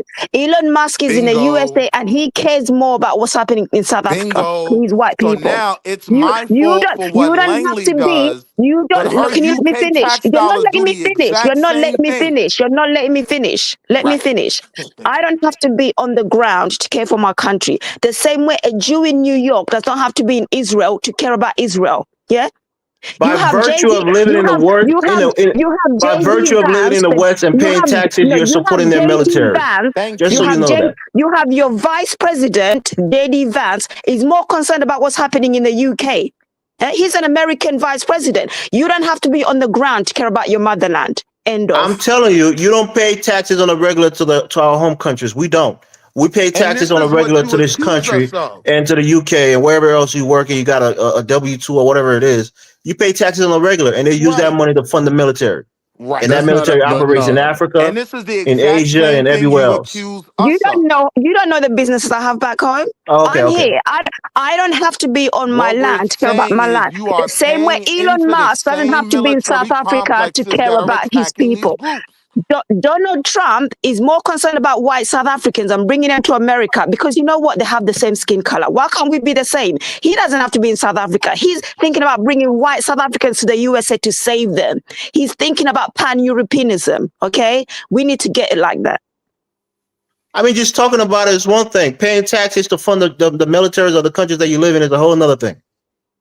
That's not what's Period. happening, bro. You got to be. Period. And if That's you're being in the disingenuous UK, because, for one, if the same money that's coming into your hand to fund taxes is generated in America. It's not like you have a job in England or whatever, and you live in America and you're paying taxes off that here. It's like, no, we the ones who put the money in your hand in the first place altogether. But anyway, wars get stopped wars get stopped when they lose popularity and when citizens start speaking out, just like what's happening hopefully soon with Gaza and what happened in Iraq and Afghanistan too. So it's not just like, oh, you know, you're here so you support them. You still can go out and do demonstrations and protests and stuff to show your support for for your home nations and to influence the politicians here in America to get favorable outcomes to disputes and stuff that happen abroad. So it don't mean necessarily because you're in another country that you're making and you're making money there that you're hurting your home. And the whole idea that Africans can't live abroad and still care about the nations. While you have Jews all over the world and they're obliged to go and fight in the army. They support Israel 100%, even if they're in the UK, America. Why can't black people be the same? Why do we get penalized? Not true. Why are you in Europe? Why are you in the USA? Why are you here? White people in America care about the motherland, Europe. Why can't they come back here then? So you can't tell me nothing. You made that point multiple times, right? But what you did was try to indict Black Americans saying we're invested into a system that we benefit from that attacks Africa. You do the exact same thing. And it's even worse when you do it because you are an African. You don't know. You don't know what I do in Africa. I guarantee you pay taxes in the UK. Is that true, Wildflower? Did you say that, Wildflower? Is that true? Did you say that? What did I say? What he said. What Will said. Will said you said a certain thing, and now he's saying that you contradict yourself. She said it 1,000,000 times. She indicts Black Americans for saying we benefit from this talking country about and FBA we invest Langley. in this country. So by default, we are a part of all the unrest that America brings to the continent. Well, guess what? The UK especially is the an war. even bigger part about. I'm not talking about regular taxpayers. I'm not talking about regular taxpayers. I'm talking about people that are working for the American military. That's different from regular tax. What are you saying? These are Americans. They're patriots. They're part of the country's military. What do you want them to do? If you don't pay tax, you get arrested. It's not something you can opt in and out, okay? Well, a lot of young people that join the service don't have a lot of other opportunity. Like, even though I did say, it sounds like I'm contradicting myself, but even though I said Langley could have done other things, young people could do other things. But again, when you're in Mississippi or Alabama, you don't have a whole lot of options. The service might be one of a few options that you have. And you're not joining because you're patriotic. You're joining so that you can joining to get a home. You're joining it for the GI Bill. You're for education. Some people join for legacy. I'm not joining it because it's patriotic. Guys, I gotta read these super chats real quick. Let's see here. Yaya King, thank you for 11 euros. Black people are the only group of people who argue about the obvious truth. That's crazy to me. Yaya King, thank you for $66 euros. People like Elvis will always defend the undefendable. Deep inside, we have an inferior mindset towards every group who are not African. Yaya King, thank you for the 6 euros. Agree with Volvo 100%. We as Africans must look to ourselves. Stop trying to be friends with everybody. Kwame Mats Raniai Mintu Hotep, thank you for $1.99. Holla. White man ain't cook, crack, or start any gang war. Facts. Kwame Mats Raniai Mintu Hotep, $1.99. Holla. Harlem was destroyed by FBA. Far better than Tulsa. Yaya King, thank you for 6 euros. African interest. That was a lie. Harlem went down when immigrants started flooding in there in the late 60s, 70s. That's when Harlem. Nah, you had the Supreme team. I know. Most of those guys paid in full. Most of those guys were Caribbean. You know, Seven Crowns, all those guys. Most of those guys from Harlem. Hey, Collar. I'm from Harlem. Man. I'm Harlem was sold. I'm from New York, man. Harlem was sold by Rudolph Giuliani. A lot of our black. Well, hold on. Well, I gotta finish. I gotta finish. I got Affinity super chats. Yaya King, thank you for the €6. Africa interest first, second, and third. Yaya King, thank you for the €2. Nothing is yours, Kala. FBA Young Lion, thank you for $4.99. Holla. Africans living and paying taxes in the West is also contributing to America's military industrial complex. You guys are just as guilty. I agree. DJ, aka Mr. Sandman, thank you for $4.99. Holla. General Langley is a Marine, not FBA. The U.S. Marine Corps turned civilians into war machines. Hard stop. Lion Champion, thank you for £4.99. FBA and ADOS are COINTELPRO 2.0 operations by our adversaries that can only fool the uninformed and weak-minded. Go read a book. Yaya King, thank you for €2. Elvis wants Traore to fail so badly. That's crazy. John and Zola, thank you for the $4.99. Holla, Dinah, stop referring to us as FBA. FBA is not our federally recognized ethnic name. How can an ex-pimp rename an entire ethnic group? Okay. Exactly. Right. Man, for real. A guy who had a failed museum when you took $2 million. Hey, whatever happened to his museum? Whatever happened to his museum? I was talking to Hustle Smart about that. About even Tariq's walking away from it. It's embarrassing, you know? Colin, seriously, what happened to his museum? It's not doing anything. There's no exhibits. There's artifacts. It's a lounge. It's like a lounge, a cool lounge. But it's still there, though, right? He still has the building. Still there, but nobody goes to it. You know, I don't think he was even open. You know. All right, what he sold us was it looked good. Remember that AI version of it with the black and whatnot? The 2-story building. Yeah. Oh, yo, that looked nice, right? And then what we gave you is something that looks like not even a 7-Eleven couldn't even pass for inspection for a 7-Eleven in a rusty ass parking lot, you know? Mm-hmm. And so that basically sums up the so-called ADOS movement right there.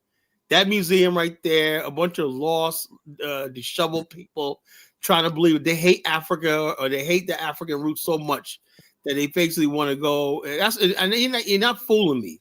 You know, I know the ADOS FBA, like I was telling Jonathan on my show last night, is nothing but people who hate Africa, and the fact that Traore exists basically destroyed that whole ADOS FBA. It showed you that when you see black people all over the world coming young by 50 Cent and Rick Ross got songs out tributing to him. 50 Cent and Rick Ross both got songs tributing to Traore because he's such an inspiration to young. That's AI, Colin. That's AI, Colin. That's AI, Colin. No, that's not AI. 50 Cent actually got a real song, and so did Rick Ross. I just saw. We can't play it, but Rick Ross got a song. Colin is AI. It was not AI. They was singing, man. Just even because they're singing don't mean that's the real voice. It's not AI, man. It's AI. Can some of us make some comment? Can I comment? Go and say cool. Go and say cool. Yes, peace and blessing. I just want to support the sister who spoke last and say, as black people, why do we have to have this puritanical view about everything? If you are a Christian black, then your Christianity have to be against your people. If you are a Muslim, your Islam have to be against your people. Why can't you be an American citizen and still use your influence to better other black people's lives? The white Europeans who are ruling America are building NATO to protect the white hegemony around the world. They are protecting. Trump is trying to save white South Africa. When they say I'm coming, he's trying to save white South Africa. When last they were during the apartheid, did the US government say we want to save black South Africans? Because they are not their people. But right now they want to say white South Africa. So why do our brothers say, I'm a US citizen first? Yes, that's fine. But can you use that influence and position to save other black people instead of destroying them? That's the question. Why must they use you and your influence to destroy other black people around the world? Does that make you better or worse? We can't even use our influence to help our own selves. We're trying to use the political system to help our own communities, and that's a thank you. And the answer is simple. That's in addition, nobody's stopping that. But we're not doing it. Let Sekou finish. Go ahead, Sekou. So the citizenship, I'm here. I live in Canada. I have Canadian citizenship. But if you give me an assignment in Canadian government to destroy any part of Africa, I will not. That have to be the span between what that citizenship means to me and what the global African life and existence mean to me. I will not take up any position in government that will be to the destruction of black prosperity around the world. I will not take that.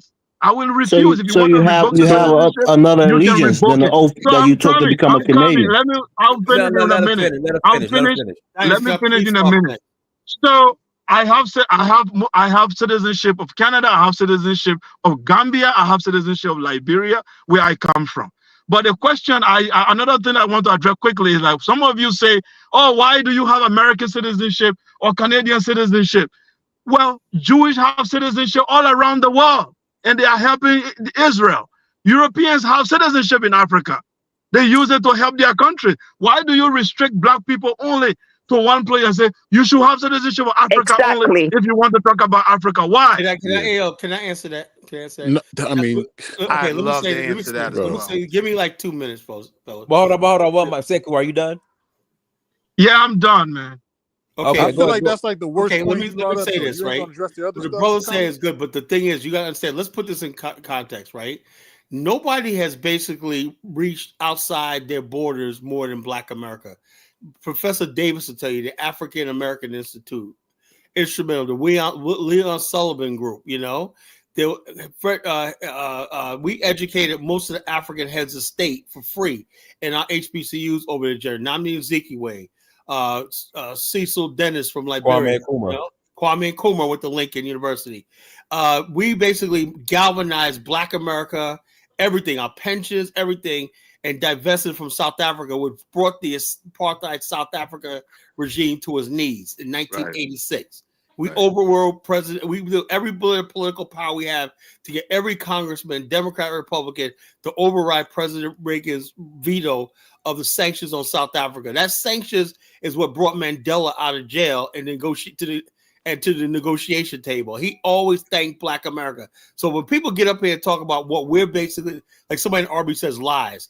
This is what happens when people don't read books and they stay on social media. And that's why come on my show tonight, right? You want real education? Come on my show tonight. I'll educate you. If you don't know, I'll teach you. You know. What's the name of the channel, Carla? What's the name of the channel? The Colonation Show. You know, it's 2 Colonation, but you'll know which one's mine. You know, it's Colonation Show. You know. So the bottom line, so RB says pull bullshit. Bottom line is they hate Black America. And the one thing I'm gonna say before I get off, right, is this.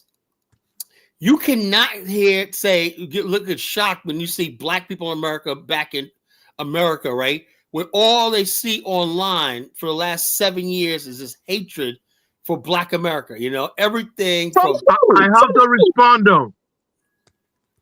And they hold up, didn't act shocked when the fact that there's people out there that still are Pan-Africans brings joy to my heart, because I thought we had really lost this movement, not based on anything other than the people online going back and forth with Tariq and the whole thing about Black Americans and Africans embracing racist stereotypes about Black America and saying that stuff and whatnot. I'm like, God, man, no wonder so many of our people hate Africans. With the stuff that we hear online, just really nasty vitriol Have stuff. you seen the things FBAs are saying about Africans? But hold on. I have to respond to Carla Genesis. He's making a lot of lies. Oh, let's say Tyler, you got 30 more seconds. I'm gonna pass it back. Look, I gotta pass it. Really, I'm gonna pass it back to you. You got 30 seconds. We're online for that sole purpose because they hate Africa. The majority of basically Black people in America still call themselves African Americans every day, and they don't know nothing about any of this. Right? Thank God, they don't know anything about the diaspora war, and they go about their day-to-day life. They still wear African clothes, beads, and they still doing their Wakanda salutes and all stuff like this. The bottom line is the Africans let the people they see online who are trolls, right? All 3,500 of them nationwide, define 45 million Black people in America, African Americans, you know, who still on most government forms call themselves African Americans, Black or African Americans, who still identify with Africa, who still have an affection for the motherland. You got people still going to Ghana on tours and stuff like that. The interest in Africa is always going to be there. So the bottom line, so if you're going to get triggered by a few people you see online with this FBA nonsense, that's your own peril. Because thank God, unfortunately, the most Black people don't buy into that stuff like that. Hey, Tyler, I gotta pass the. Let me pass the Willie. I'm gonna pass it right to Sekou. Go ahead, Willie. Yeah. So very quick. Can I respond? Yeah, I'm gonna pass it to Willie. Then Sekou is next. Go ahead, Willie. Okay. It's just it's all counterproductive, right? But in the end, right, you can't blame Black Americans for the death of Patrice Lumumba. Those were other Africans. You can't blame us for shooting Thomas Sankara 50 million times. Y'all did that. When do we address the fundamental problem? Because me personally, I don't believe that the African continent is that weak, and I also don't believe that white supremacy is that strong. I Willie, if do that's believe. no, Hold Willie, on. no, hold on. I It's my, get. it's my show, Willie. If that's the case, we can't blame Yo, bro, I could COINTELPRO. never make a point if you cut me off every But we time. But can't, go ahead. blame the white man for killing Malcolm X and That's not what I said. That's That's not what I said. That is not what I said at all. What I said to you was, I don't believe that the people on the continent are that weak, and I don't believe white supremacy is that strong. I believe people on the continent have the same Achilles heel that blacks in America have had for most of our movements, sellouts from within. So you want to keep bringing up the few black men that did kill Brother Malcolm? They weren't representative of the masses. The masses were supporting him. The masses were pushing him forward, holding him on their shoulders. That's why he had to go. So we're not going to say that all of a sudden these 5 guys that ran into a room and killed Brother Malcolm are representative of Black America, because that's like me saying everyone that Traore is fighting right now is a representation of Africa, right? They all a bunch of Africans, right? We're talking Ivory Coast. We're talking Nobody's Nigeria. generalizing. Nobody's generalizing, but you are No, you generalizing. are. You are AFRICOM, queen. their You representation are of the AFRICOM queen of ran by Langley. generalization. And Okay. frankly, Okay, hold on. hold on. I didn't finish. You cut me off. Willie, you got 30 seconds. I can pass the second. AFRICOM is NATO. I'll just say this. You are the queen of generalizations. And it's abundantly clear you just don't like black people. But when I listen to your argument, you know what I hear? I hear a punk. I hear someone that's being bullied by someone else. But I'm going to fight the weaker person in the room because I'm not going to fight that white supremacist bully directly.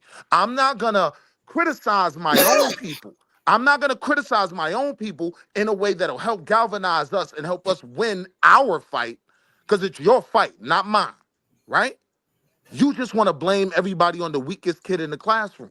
Well, the weakest kid in the classroom is going to fight back more than you're going to fight back against that bully. So focus on your real enemy. Okay, I gotta pass it to Sekou now. Go ahead, Sekou. Wow. Man. Sekou, First of all, I want to start with Carla. I don't know, it's Carla Genesis who spoke before this other brother. He said, we hit African hit Black American educated African head of state. This is what we call ad hominem attack in debate. When someone does not state a point, you just create a point and then attack that same point as if that's the point the person made. Yeah, but that's when I spoke here, I never even used. That's called straw man, not a ad hominem. Okay, straw man. Sorry, thank you for the correction. It's a straw man strategy in debate. I did not even use the word African American in my entire talk. I said when you are in a position of power anywhere. So I was not using the African American versus African divide. Carla Genesis always uses that. And this is not the discussion. If you want to use the divide between what African Americans have done for Africans in Pan-African cycle, no Pan-African in Africa will not acknowledge the contribution of African American to the Pan-African struggle. But when you meet other Africans who are not Pan-African, you expect them to speak like Pan-African. That's the mistake you are making. Can you go right now and go to Patrice Lumumba and he will tell you that African American did nothing to contribute to African revolution? He would never say that. But you are meeting people who are not Pan-African. The assumption is that every African on the continent is Pan-African. That's a lie. There are Africans who are not Pan-Africans, and there are few who are Pan-African who know the contribution of various African groups. So you need to make the distinction.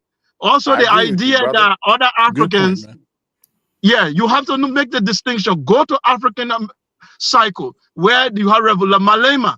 You think Malema during when George Floyd was shot, Malema was on the street. How many African protesters, how many African political parties you saw on the street in South Africa? Because they are not Pan-African. Sekou, let me interject. Sekou, you make a great point. When George Floyd was killed, Africans were definitely on the street, in the streets. Go ahead. I was on the street. I have my photo right now on Facebook. If you type my name, Kele Sarah, you see my photo. I was on the street. We were Pan-African, but there are many Africans who don't even know what's going on because they are not Pan-Africanly informed. So do not put all of us in a box. We are not like that. There are people who are Pan-African on the continent, and there are those who are not. So I just want to make that point. Particularly countries like Zambia, Namibia, countries like that. I got a lot of partners that are Pan in those two countries, Zambia and Botswana, and stuff like that, and Namibia. So what I'm saying is this. So I get that. But what I'm saying is this: the Pan-Africans in Africa are like the stepchild or under an adopted child or whatever like that. The tribalists and the people who come, the elitists, are the ones that have access to social media. And those are the ones. Remember, it was a couple of months ago, there was this one black kid from America, right? That was really nasty. He was basically talking to a Congolese guy sitting there talking to two white guys, right? And they were just saying stuff about Black America, right? And the black kid said, look, I'm going to take away your black card. You want these white guys talking stuff about black people. And the guy, there's a Congolese kid, just said the most ugly shit I ever heard in my life. He goes, I'm not no nigga. You know, I'm not in what America on welfare, blah, blah. Just really on crack. Mother ain't on crack. Just really nasty stuff that we see Africans in the company of white people talking. Now, the average, not me, I know that kid's brainwashed. He's not a Pan-African, right? But what I'm saying is there's somebody watching TikTok or something like that who don't know that there's a distinction between there's real black brothers with us and there's people out there like that. They don't know any better. So I said, so when I come on these platforms, right, if you see Colin Genesis, despite all my faults, Colin's still a brother. He's still one of us, right? Why do I keep getting attacked? Let's get attacked even when we're trying to outreach to Africa. We have our own ways and everything like that. But when I get attacked and whatnot, somebody has been trying to promote Africa, been to Africa, did a tour to Africa and stuff like that, trying to promote the continent and everything like that. Why the hell are my Africans fighting me? That's the thing I just really can't understand. Why they got so much hatred? But you're generalizing that all. Right. You're saying why are Africans? You can say why some Africans, because you don't know all Africans. Exactly. I think we're saying why you in particular, Wildfire. Yeah, so that's I just wanted to complete my point. So just the first point there to say there is different school of thought on the continent. There are Africans who think we should be Europeans. Let's take Cote d'Ivoire. I think somebody said white supremacy is not as powerful in Ivory Coast. Do you know in 2010, France bombarded the presidential palace of Ivory Coast and removed the elected president Gbagbo and replaced him with the guy who is there now, with a white woman. His wife is a French agent. And he was placed there to be the president. He was not elected by the people. The Constitution Court pronounced Laurent Gbagbo a Pan-African to be the president, but France went and bombarded the palace, killed African people, and placed this guy there now, who is hosting the special forces. Not true. Ouattara won the election and Gbagbo refused to concede. What does the Constitution Court say?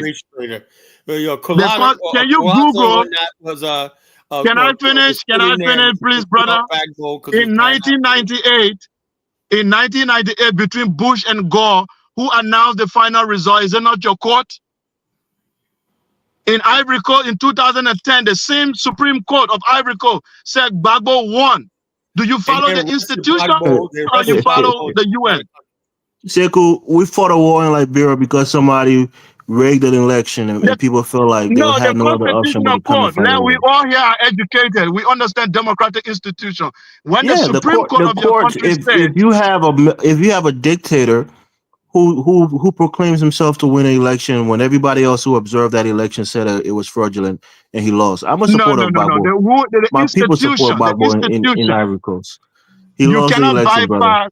You cannot. Gbagbo was elected in the year 2000. Do you know the demographics of Ivory Coast? You know the demographics of the Ivory Coast? No, don't change the question. What I'm discussing I'm is telling you that the people in the north, outnumbers the people in the South, and they wanted Ouattara in there, Bro, and they voted him in. I live in Ivory Coast. I speak 3 Ivorian languages. Don't teach me about Ivory Coast. Oh, my people live in Ivory Coast. I live and there. we support Gbagbo. He's a crew man. I We used to support him. live there.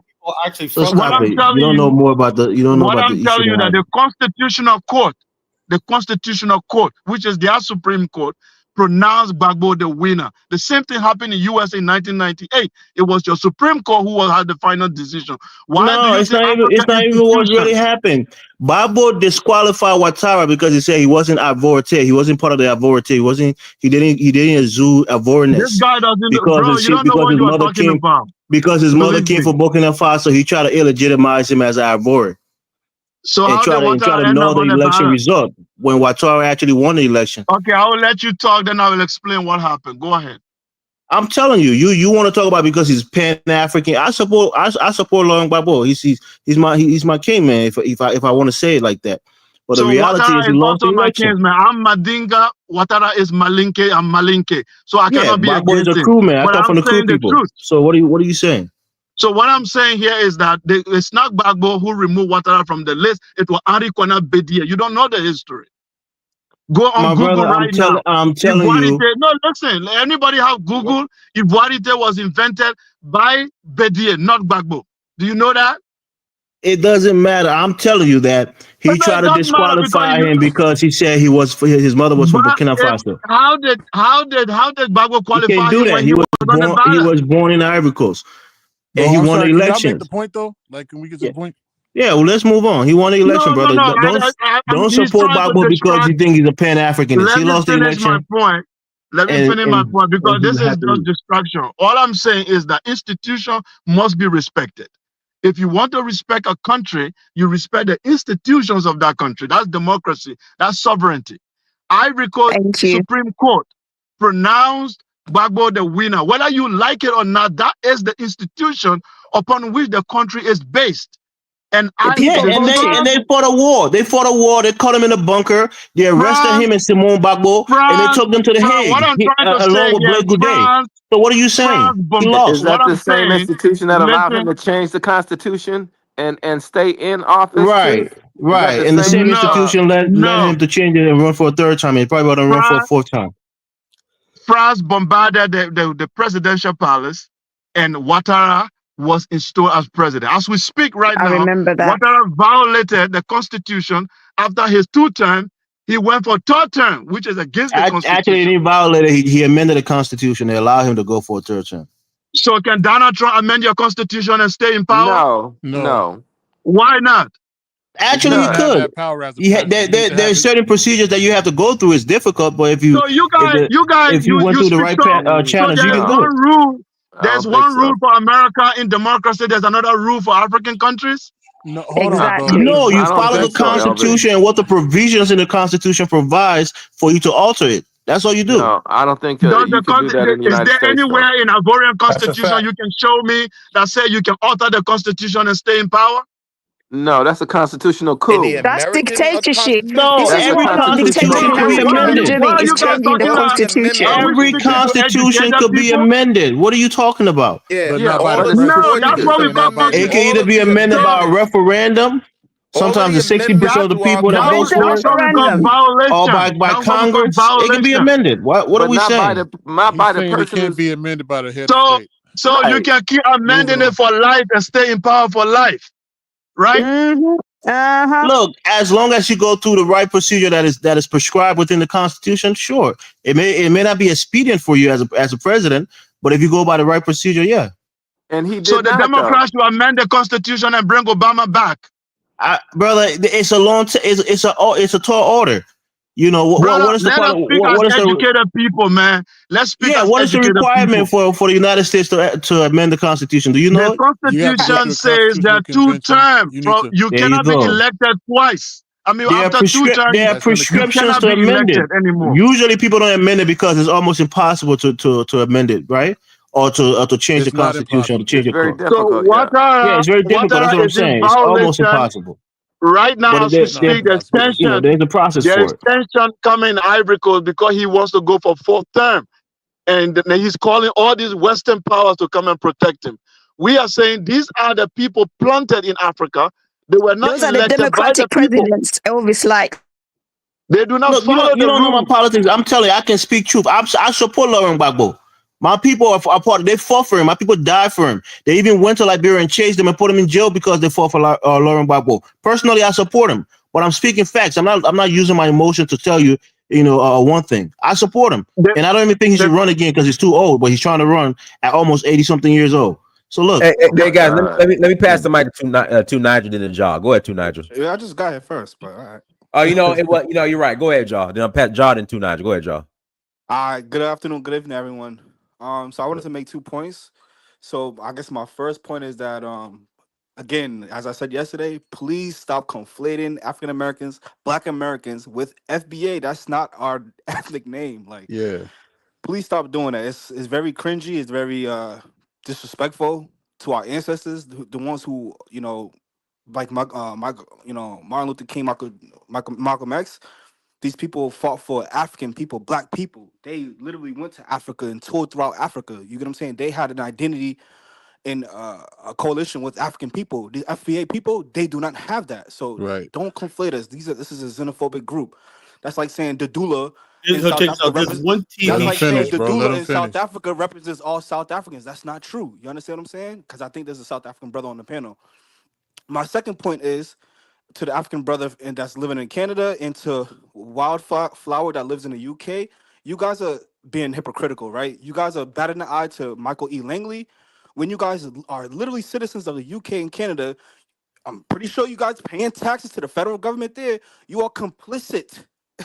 You are complicit, literally. Our dollars, the Africans that live in the West, that live in America, the tax dollars are funding the military-industrial complex. They're literally paying Michael E. Langley. So Michael E. Langley is not working on his own volition as a Black American. No, he's working for the American government that your tax dollars is funding. So no one is innocent here. Don't bat an eye to Michael E. Langley. He's just following directions. He's following directions. He didn't make the foreign policy. He's not responsible for America's posture towards Africa, So let's not bat the eye. He's not the one that's responsible. The one who's responsible is the American foreign policy, is regime change foreign policy. That you have to point to that, and you can't point to a specific person. This has been going on since since colonial times. They always had a posture towards Black people. Also, people. Barack Obama was actually during his time, AFRICOM was the most aggressive. To be honest with you, man, Barack Obama they called him the drone in chief or drone attacker in chief. Deporter in chief. He did the second most drones. Trump actually did more drones than Obama. Man, Barack Obama deported more people than Trump. Hold on, Barack Obama deported more people than Trump, and he used drones to literally attack African villages and people in Africa. Not just Africans in the Middle East. He didn't target Africa also in Africa particular. too, in Somalia Everywhere. and Sudan. Come on, America has. They're going. Yeah, exactly. So that's the point I wanted to make. So if Wildfire, if they want to respond to that, talk about your tax dollars that's literally funding the military. And if you guys are in the UK and Canada, these countries are working in contingent with the US. With they have a ironclad military cooperation. Just a couple of months ago, when Iran went to go attack Israel, it was the United States, Israel, the UK. Even some of the Saudi this Gulf state countries that literally intersected the missiles. So they working in contingent. They are military. They have a military cooperation. So can I respond? Let's not be hypocritical. You can't bat an Can I eye respond? and say Michael Can I Langley is doing respond then? this when let John finish. I gotta pass it to Nigel. Then you can respond. All right, that's it. Go ahead, to That's Nigel. all I have to say. Go ahead, to Nigel. Yeah, thank you for having me, Diners, and greetings to the panelists, the chat, and to the viewers. To alter the constitution while in office to prolong your stay in office is a constitutional coup. And such leaders are the ones that are causing problems in democracies. There is an abuse of democratic power when you are in office. You use your incumbency power to alter the constitution so you can remain in office. And I hope those people get what they deserve that are doing those things.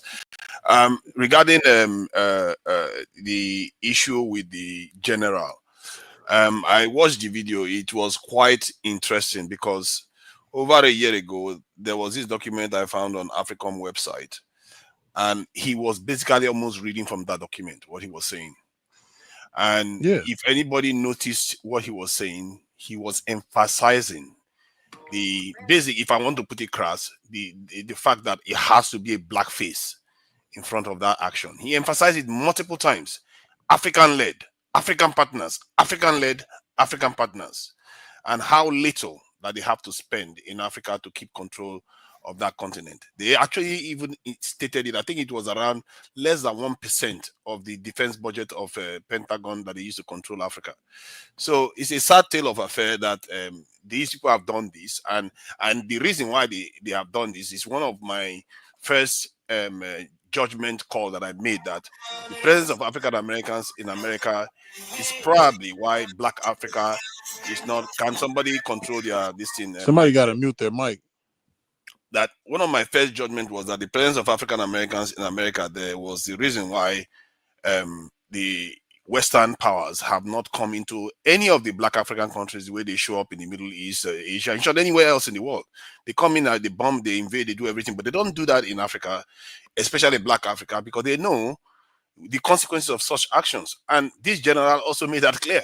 When he was talking, he kept insisting on that point, that it has to be African-led and African partners. All these our leaders we see in Africa, they are empowered by Western powers to ensure that we as a people never wake up to the truth of our situation. I've reached a judgment call myself that for us to wake up, there has to be some serious events. This issue of Traore is just a small one that has just happened recently because it's a failed assassination and so many kind of public attacks on him.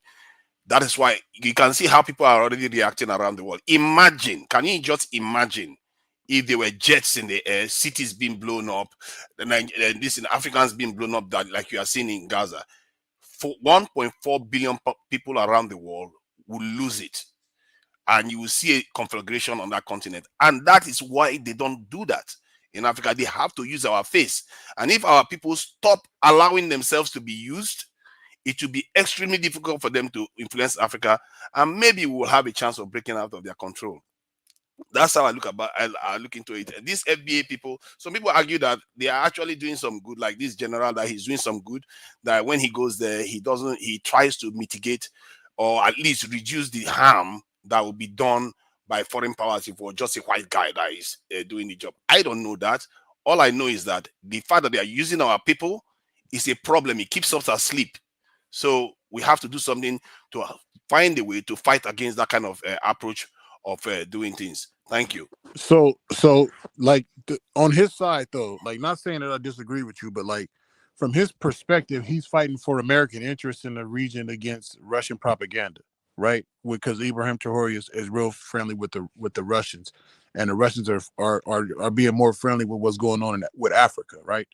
So how is it different than what Russia is doing to influence Africa? Like, how do you see that as an actual difference as far as the countries? I think the difference is that we have options, and Russia has been known in the past to transfer technology and power to other nations. You can look at China today, Pakistan, quite a few other countries, and they've also failed in Syria. Let's face it, they failed in Syria. They didn't enable Syria, but some people argue that it was the Syrian government that gave up, not the Russians that gave up, because the Russians were still there when the Syrian government fled. That's correct. That's correct. You can also argue that. But the West are not known for being very generous at transferring technology to any non-European nation apart from Israel. They are not known for transferring technology. Maybe Japan and South Korea. China. It's not like the West. It's not like the West cannot assist any other country. It's just how you approach them, and the way Africans have been approaching them has been terrible. Because after all, South Korea is doing very well. Taiwan is doing very well. They are all friendly with the West. Why are they not like Africa? So in a way, you have to blame. We have to take responsibility for why our continent is the way it is. It's not just on the West.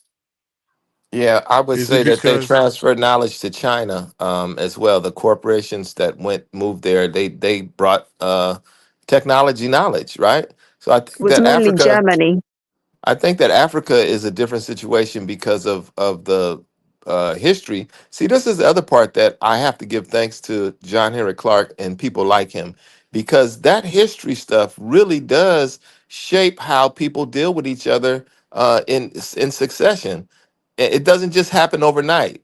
You know, all of these activities, these things that happen in early times during Carthage. You can go back to Carthage and Kemet to talk about how our relationship, and I think because of that historic relationship all the way up till today, they see us in a certain way, and they are going to deal with us in a certain way, which is why they didn't choose Africa to be the labor force for the cheap labor force for corporate America and corporate Europe. They didn't do that. They could have, and it would have been smarter for them to do it than with China.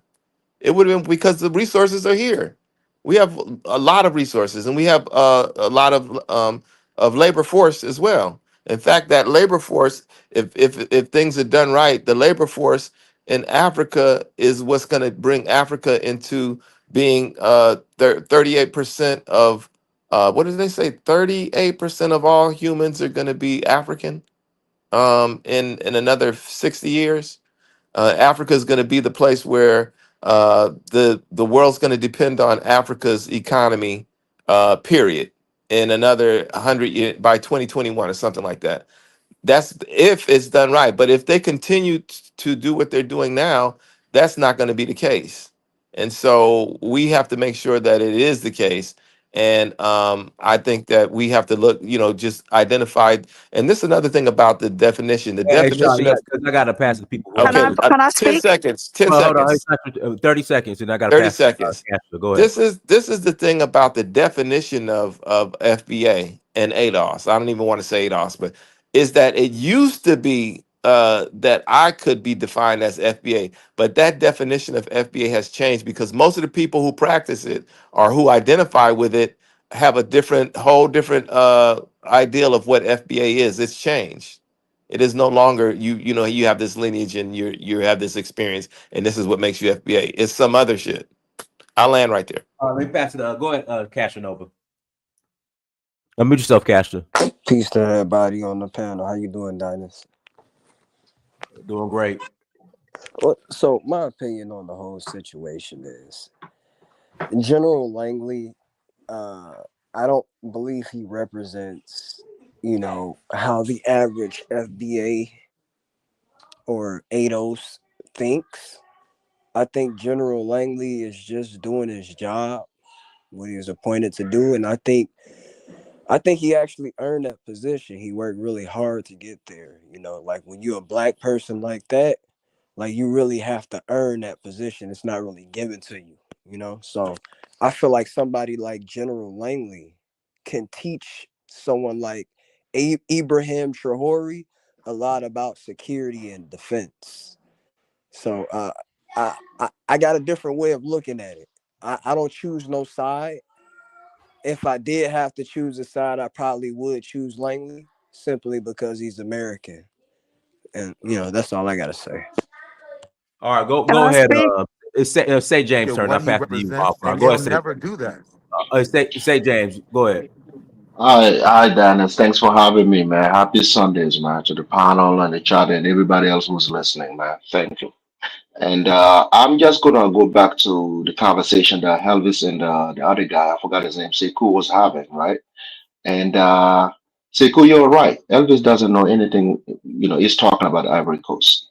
If you, I'm taking you back to 93, 94, 95. It's, Elvis. When Ufwe died, Alassane Ouattara was prime minister of Ivory Coast. He tried to do a coup against Laurent Bédier. It didn't work. You understand? He backed down. And Bédier was the one who instituted the Ivority to exclude Ouattara. Gbagbo stood in solidarity with Ouattara in 95 when that election happened. You can go back and check. Any Ivorian in the chat or who can call in can attest to that. Gbagbo stood in solidarity with Ouattara because of what Bédier was doing to him. So the idea that Gbagbo was against Ouattara is false. Don't lie here. Having your people in Ivory Coast doesn't mean that you know the politics of Ivory Coast. So you should come to us for that. So, okay, Darnus, Langley is not having success in West Africa like that. He came to Burkina Faso, it didn't work. His people were expelled in Niger, So his back is against the wall. We get it. He's American. He's going to do the American bidding. Nobody's against that. But you see the problem, like Tunaja just said, we have a president in Ivory Coast. Because of the situation in Ivory Coast, the United Nations has to step in to declare him as the president of that nation. That was back in 2011. That president was lucky enough to run for 2 terms. After the second term, he chose not to step down. He chose to continue. So he's running on the 3rd term. The Ivorian already don't like him. So there is a problem there that's about to happen in October because they're going to have another election. This president, as we speak, is thinking about running again for the 4th time, which is going to be a problem for the Ivorian. And this is the person Langley chose to be his partner against the Sahelians. And we in the Sahel, we see it. We see the problem. So that's why I'm telling you, everybody in here praising Langley and praising the American, that's fine. You are American, you are sitting on an American ground, you try to praise your man, that's fine. Us in the Sahel, we know what's going on, and we're now going to take that. You know, Langley can go back to East Africa if he wants to, or North Africa, wherever he wants to go. Not in our land. Now, we don't want the U.S. Army there. We don't want the Russian Army there. We don't want nobody. We want ourselves in there. You see what I'm saying? So you want to praise your guy that he can come here and help Traore us to train him and to help him kill terrorism. I can show you videos when the Americans were in Mali and these people were still fighting sticks and baton.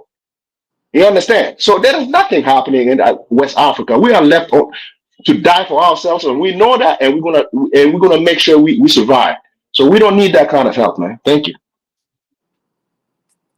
But Ghana also has an agreement through the Global Fragility Act. Benin has an agreement through the Can I Global speak now? Fragility Act, and 58, that was created in 2019. So when 58 Langley soldiers. says, we're going to work through our partners, when he says we're going to work through our partners, 50, those 50, are the partners he's talking about: Ghana, 50, Benin, Ivory yes, Coast, and yes. Mozambique. Right? 58 soldiers they just killed last week in Benin. They killed them. They took all their weapons, and we have the videos for that.